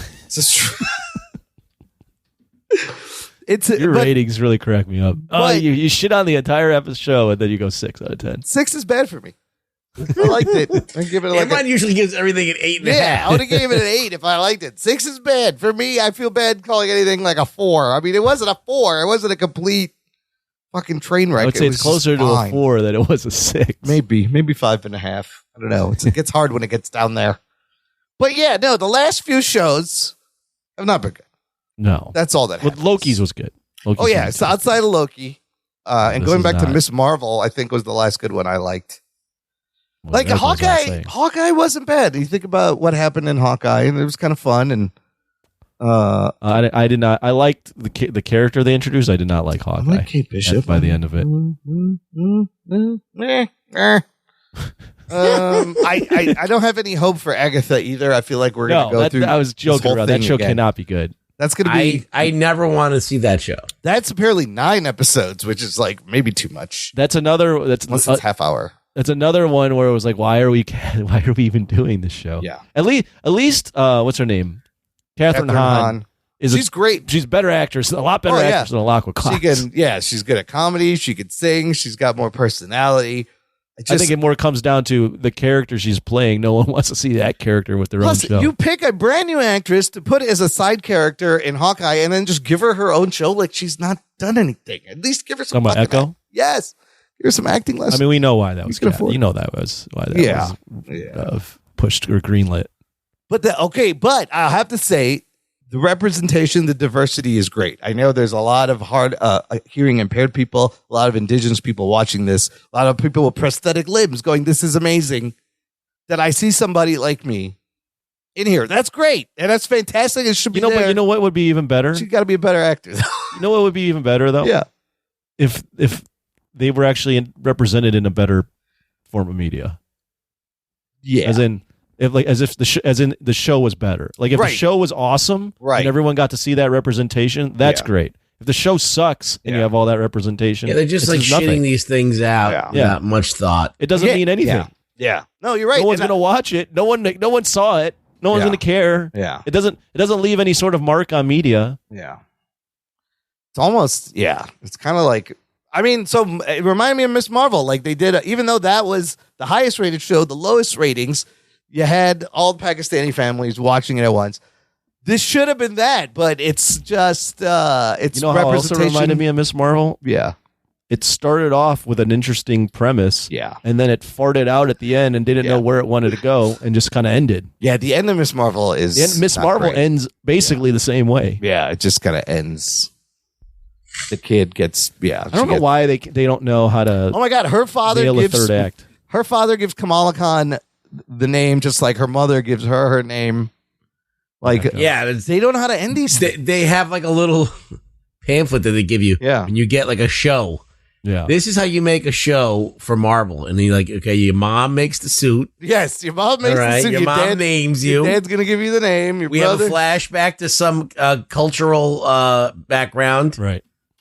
Tell you about the plight of your people. Right. And then that everybody in your family's got these powers. That's what bogs this down is like the structure to this Marvel formula that they want to adhere to is kind of gets in the way of them telling a fucking good story. Right. Yeah. No, it got in the way of them telling a crime noir story. Yeah. It should have been. Thought it was going to be grounded. All right. All the writing could not save the fact that this girl cannot act. Yeah, that's a big problem. That's a big problem. That's the thing. I mean, if your lead is awful, you're already starting so behind the 8 ball. Yeah. Yeah. All right. That's it for Echo. Let's do some news from the nation. What a show. It's time for news from the nation. It's time for news from the nation.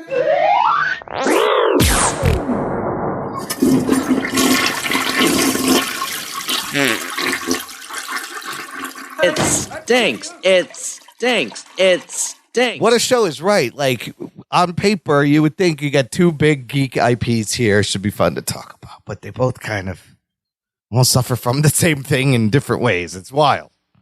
But this is where we're at with the state of these things until fucking the new season of The Boys comes out. You know, what are you gonna do? What are you gonna do? I got one comment from our buddy Brian Goff, not Matt Delhauer. Brian Goff. He writes it on Instagram. He says, "What's up, boys? For the most part, really enjoyed Echo. I actually thought it was pretty tame, though, compared to what I was expecting as far as the violence.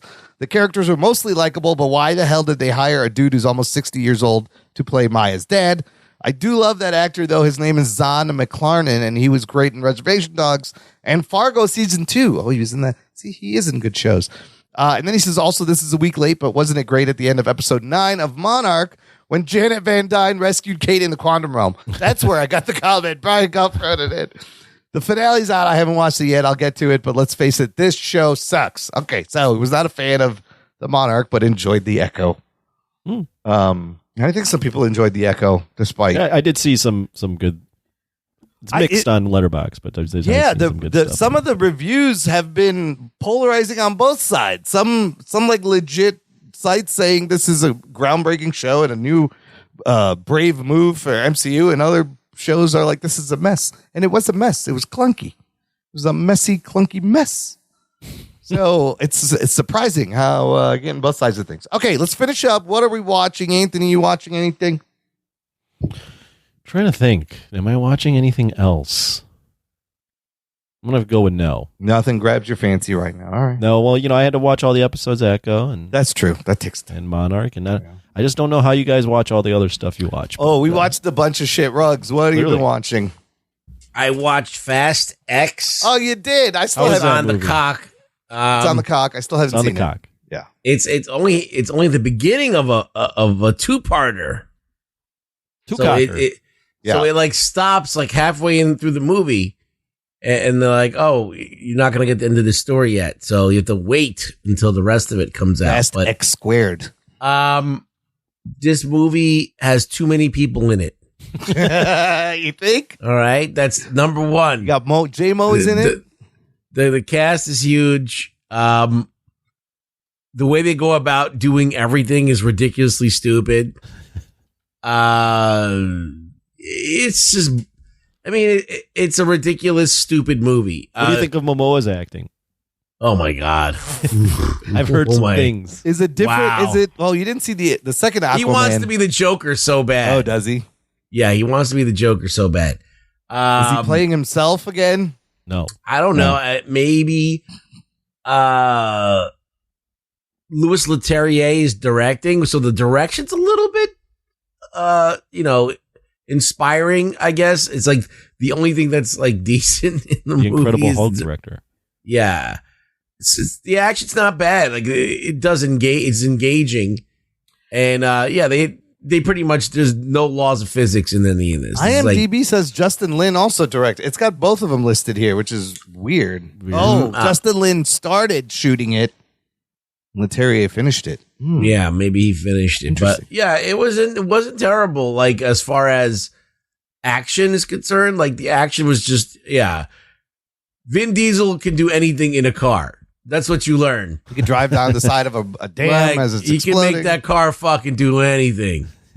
Like as long as you have a NOS, like nitrous oxide in your car, you can do anything. You can fucking the car is alive and just listens to what you want it to do. Yeah. It just becomes alive. It just does whatever you want it to. It flips however you want it to. It gets brute strength when you need it. I need to pull down 2 helicopters. All right, car. I'm giving you some NOS, and it's like, it just does it. Yeah, it just makes it. The NOS never runs out though. It's just always there.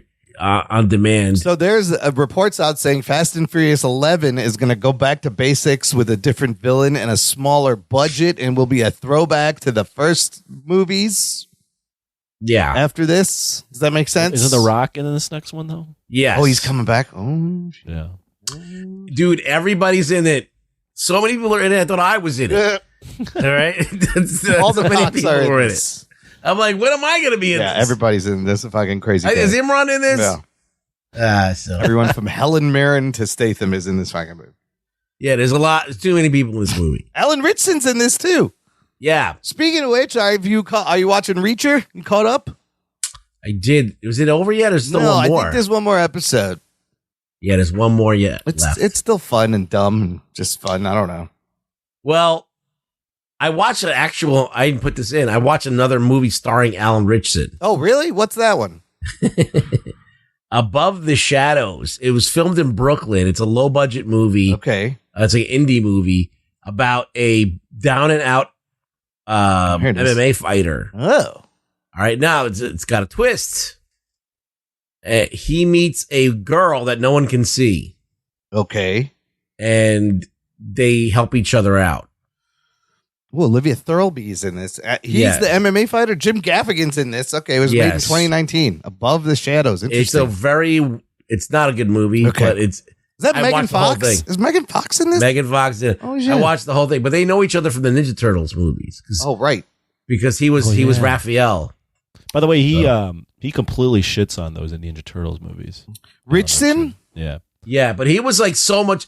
You could just see how much more huge he is now because his head's a different shape. Yeah, like he's got he's got like a fucking Hulk head now. Fuck, he was Raphael, and he was in an episode of Black Mirror. I did not know. He got a lot bigger because he looked different. Yeah, he looked completely different now. Lots of roids. Oh, the steroids. He doesn't even look like a real person. Even as that's when you know when they're doing all the drugs because like their head like you look at Stallone in the like early 80s and then when Kumail and Nanjiani. Yeah, you look at all those guys, their heads change. Yeah, that's wild. Like your head size grows, which is insane. That's crazy. I mean, yeah, even as like when he was Hawk in those DC shows, he was not that big. No, he's huge now. I don't know. He's giant.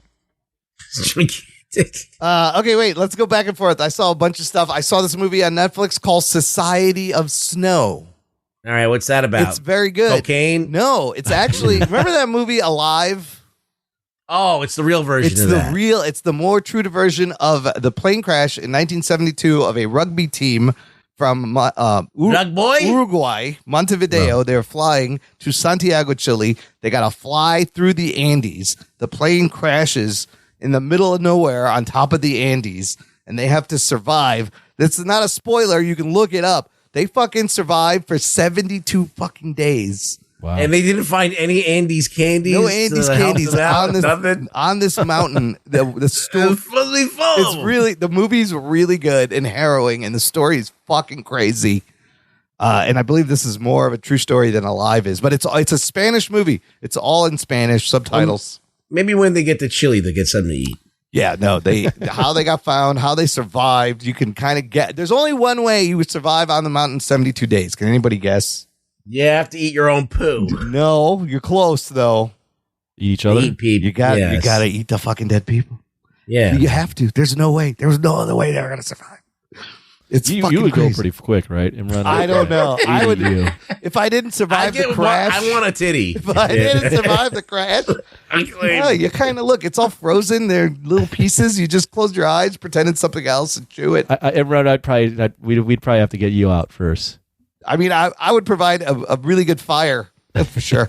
All the blubber would burn it. We'd make it a week at a high rate. If I didn't survive the crash, I don't think I would make it a fucking week. I don't know how these fuckers survived for over 2 months. Okay, Bruggs, what else? What else did you watch? Your turn. Oh, I watched The Holdovers. That's on the Cock also? What is that on? I want to see this. I don't know. Yeah. I think it's on the Cock. Yeah. It's also how was it? Paul Giamatti winning awards? I liked it. I thought it was good. Yeah, I thought it was a good movie. Like one of those good make you feel good movies kind of thing. It was about a guy who gets held over during Christmas break. So everybody goes home, but he can't because his parents are I love that out of the story country. because he's got to stay at college. And Paul Giamatti plays the professor who gets tapped for the job this year. Yeah, he's got a babysitter. And and so it's like, it's one of those movies where you like, you bond with some dude that you're not supposed to bond with. And, you learn about yourself and blah, blah, blah. Divine Joy Randolph also winning awards for her role. She was great in that, yeah. But I love that premise because like that happened at college all the time. I love when like the holidays come, everybody leaves, you end up at some random dude's house with his family for Thanksgiving or Christmas, and it's just like, or you stay in the school and it's empty and you have the whole place to yourself. Yeah. It's like nobody around. Yeah. Yeah. I do want to see that. Okay, my turn. Also on the Cock, the Ted TV series. Do you know Ted the Talking Man? It sounds good. Seth MacFarlane? Is it good? Holy shit, this show is fucking hilarious. It is like a vulgar R-rated Goldbergs. Like it's about teenage life. So it takes place in the credits of Ted. After Ted has been famous in the 80s and then his fame has gone away and he's just hanging out with that dude John, who's a teenager. The episodes are about like smoking weed for the first time, renting your first porn, trying to get a date to the prom. And there is some vulgar, dark jokes, full on swearing. It's fucking hilarious. I laughed so much. Like, all right, I'm going to check that Seth out. MacFarlane produced, stars, directs. He makes good comedy television. I love Ted. Yeah, if you like the movie, definitely watch the show. It is exactly the same tone. It's fucking hilarious.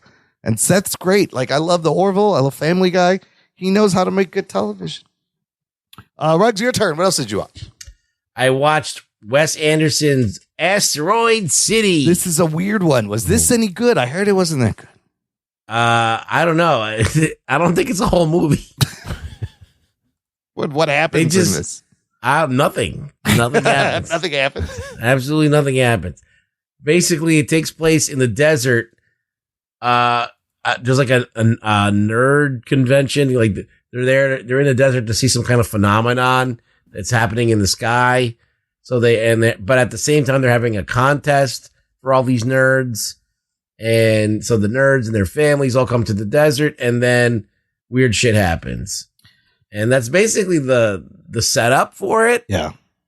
But it's all happening in a play within a play within a play. Oh, that's a Wes Anderson thing for sure. Yeah. So it cuts to like them like breaking character and then going into like another scene where they're in a play, and this is like all happening on a stage. And then it cuts back, and then you're like, oh, all of a sudden you're watching a movie. Let me guess. So it's weird. Let me guess. A lot of wide shots with one character in the middle, just staring at the camera. There's a lot of that. A lot of that. But there were moments that I thought were fun. But like, it's all it is. It's like a series of like cute, weird things that he does and cool camera shots. And it looks like a Norman Rockwell painting or like a postcard from the 50s or something. Which is incredible color grading. Yeah, it's all like that. And cinematography. Yeah, like that retro. So if you're looking at it for that, yeah, I don't think it's a great movie, though. Quite a cast, though. Jason Schwartzman, Scarlett Johansson, Tom Hanks, Jeffrey Wright, Bryan Cranston, Edward Norton. Everybody's in it. Yeah, everybody. I think everybody from Fast X is in it, too. Everybody that wasn't in Fast X is in this one. The remaining. Yeah, they made 2 movies that year. Liv Schreiber, that was it.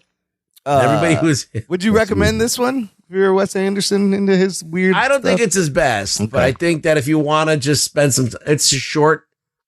It's 100 minutes. Okay. So you can kind of like. I don't think it's gonna grab a lot of people's attention. There's a couple of cute things you might like in it. I don't think I've ever sat down and watched a Wes Anderson. They're weird. I think they're weird. Royal Tenenbaums is his crown jewel. That's my opinion. Oh, these are OR scrubs. Oh, are they? That's Rushmore. That's my favorite. I love Rushmore. Rushmore's great too. Royal Tenenbaums is great. I haven't seen some of them. It's very much an acquired taste, Anthony. Yeah. He's a weird one. I know. I've seen.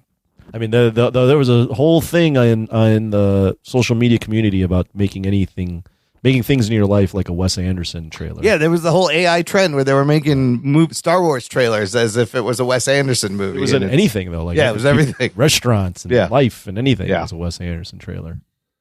Yeah. So Moonrise Kingdom wasn't bad. I heard either. Grand Budapest Hotel's pretty good. I've not seen it.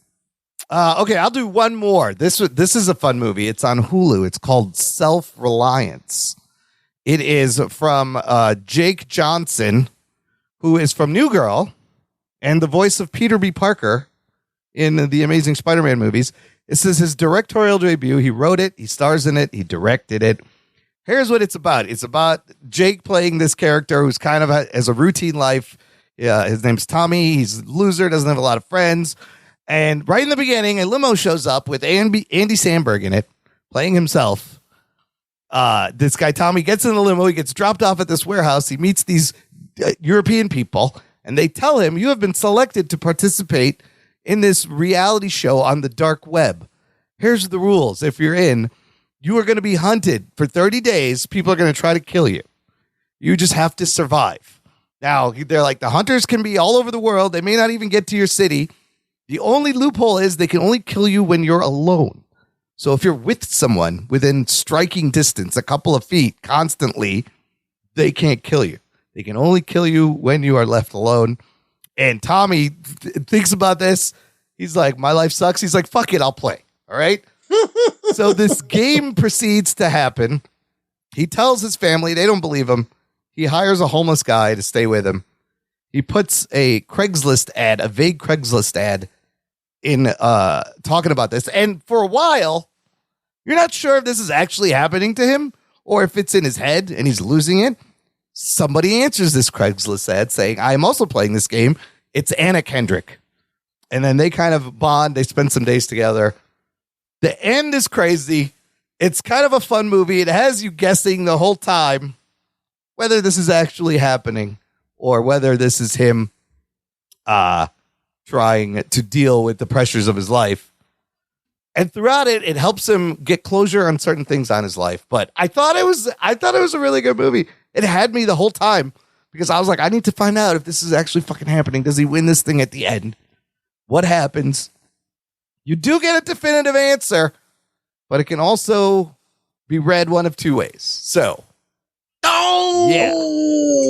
But I thought, as for Jake's first time directing and writing, I thought it was. You liked it. Yeah, it was a fun movie. Right. It kept me interested the whole time, and I was like, "Would I do this? I don't know." We get $1 million, 30 days. So that's on Hulu. Wow, wow, wow. And that's it. And what is role play? Give me a quick role play sentence on Amazon is Kaylee Cuoco, David Aiello. It's an action comedy. Role play is essentially John Wick light if John Wick was a woman and was married and had a family and was lying to them. That's basically it. Okay. There's a company called the Sovereign that's after her, just like the High Table. She wants to get out. She is an assassin. She has killed a lot of people. She's been lying to her family. He finds out, and then a whole bunch of shit happens. I will tell you one thing about this movie. It was all right. It's fun. It's a fun watch. You kind of forget about it. It's great to throw on in the background.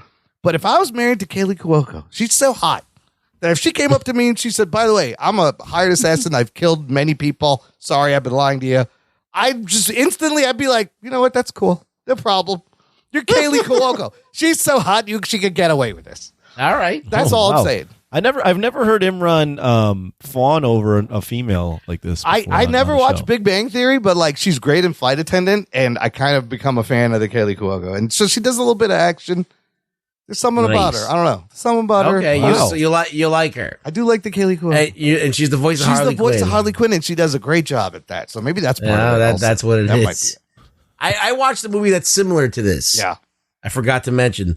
Lost City came out years ago. Oh. Channing Tatum and Sandra Bullock. I heard this movie's really good. There's this. If you watch it, it's about a girl who writes like adventure, like romance novels, and then she's thrust into one in real life because of circumstances. But Brad Pitt is in it. Yeah.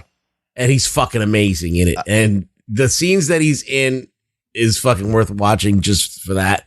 It's an all right movie. It's not gonna change your life, but Brad Pitt's great. I meant to watch it because everyone's like, this is actually a pretty good movie. I watched the whole fucking thing. That's also I was like, reminds me of that movie Argyle that's coming out with Bryce Dallas Howard. yeah, and I Henry think these Cavill. are all these like romancy type action with some action in it. Yeah.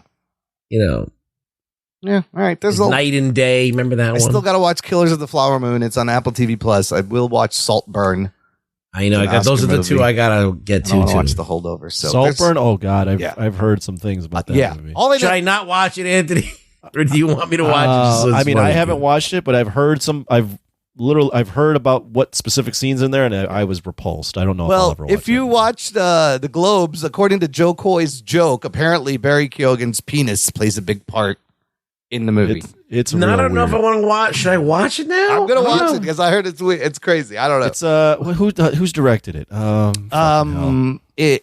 It's a director that is known for like these psychological thrillers. Right. It's Emerald Fennell. Yeah. Oh, so she it's did Emerald Fennell. Yes, I like she did her. Promising Young Woman. That was a great movie. Yeah.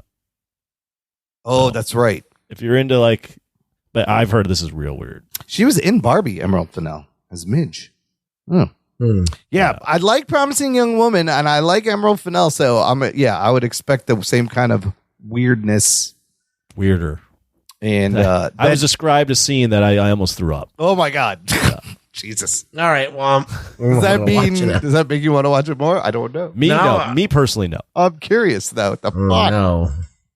Yeah. All right. Lots of stuff out there. My butthole is now puckered up, and I can't go to the bathroom. You can't relax the cocks. Rugs. It's the end of the show. Where can the listener find you online?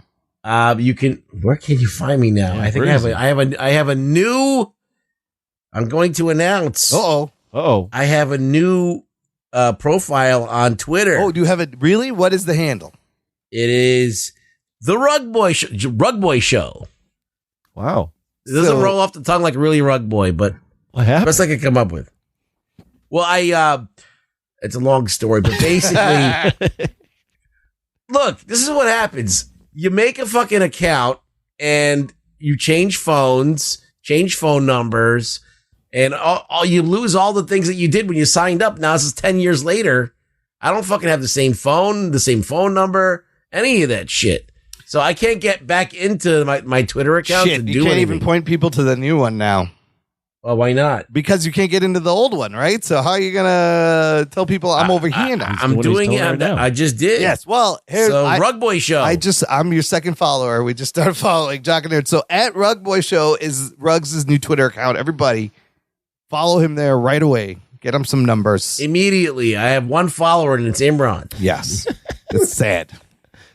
But it's a new year and a new Twitter handle for Ruggs. That's I can't even. I wanted to close the old Twitter. Well, I can't even. Yes, it's always going to be there. It's there forever. It'll get you canceled in about 20 years. Don't worry. So yeah, well, I'll dig something up. Anthony, where can the listener find you? You can find me online at Really Rug Boy. That's his old one. I'm the one that took over that account. If you can, he's squatting on the old fucking Twitter domain. You motherfucker. Stupid X. Anyways, that's it for this week. Thanks for listening. Make sure you share the show, listener. Spread it around like the disease we are. We'd appreciate it. Thank you for listening to the Jock and Nerd Podcast. My name is Imran. My name's Anthony. He's the Jock. He's the nerd. We'll peep you next time. This is going great. This is crazy. This is crazy. This is crazy. And sometimes it may be good, sometimes it may be shit. Thing I offered you a chance to be a cop, and you blew it. Jock and Nerd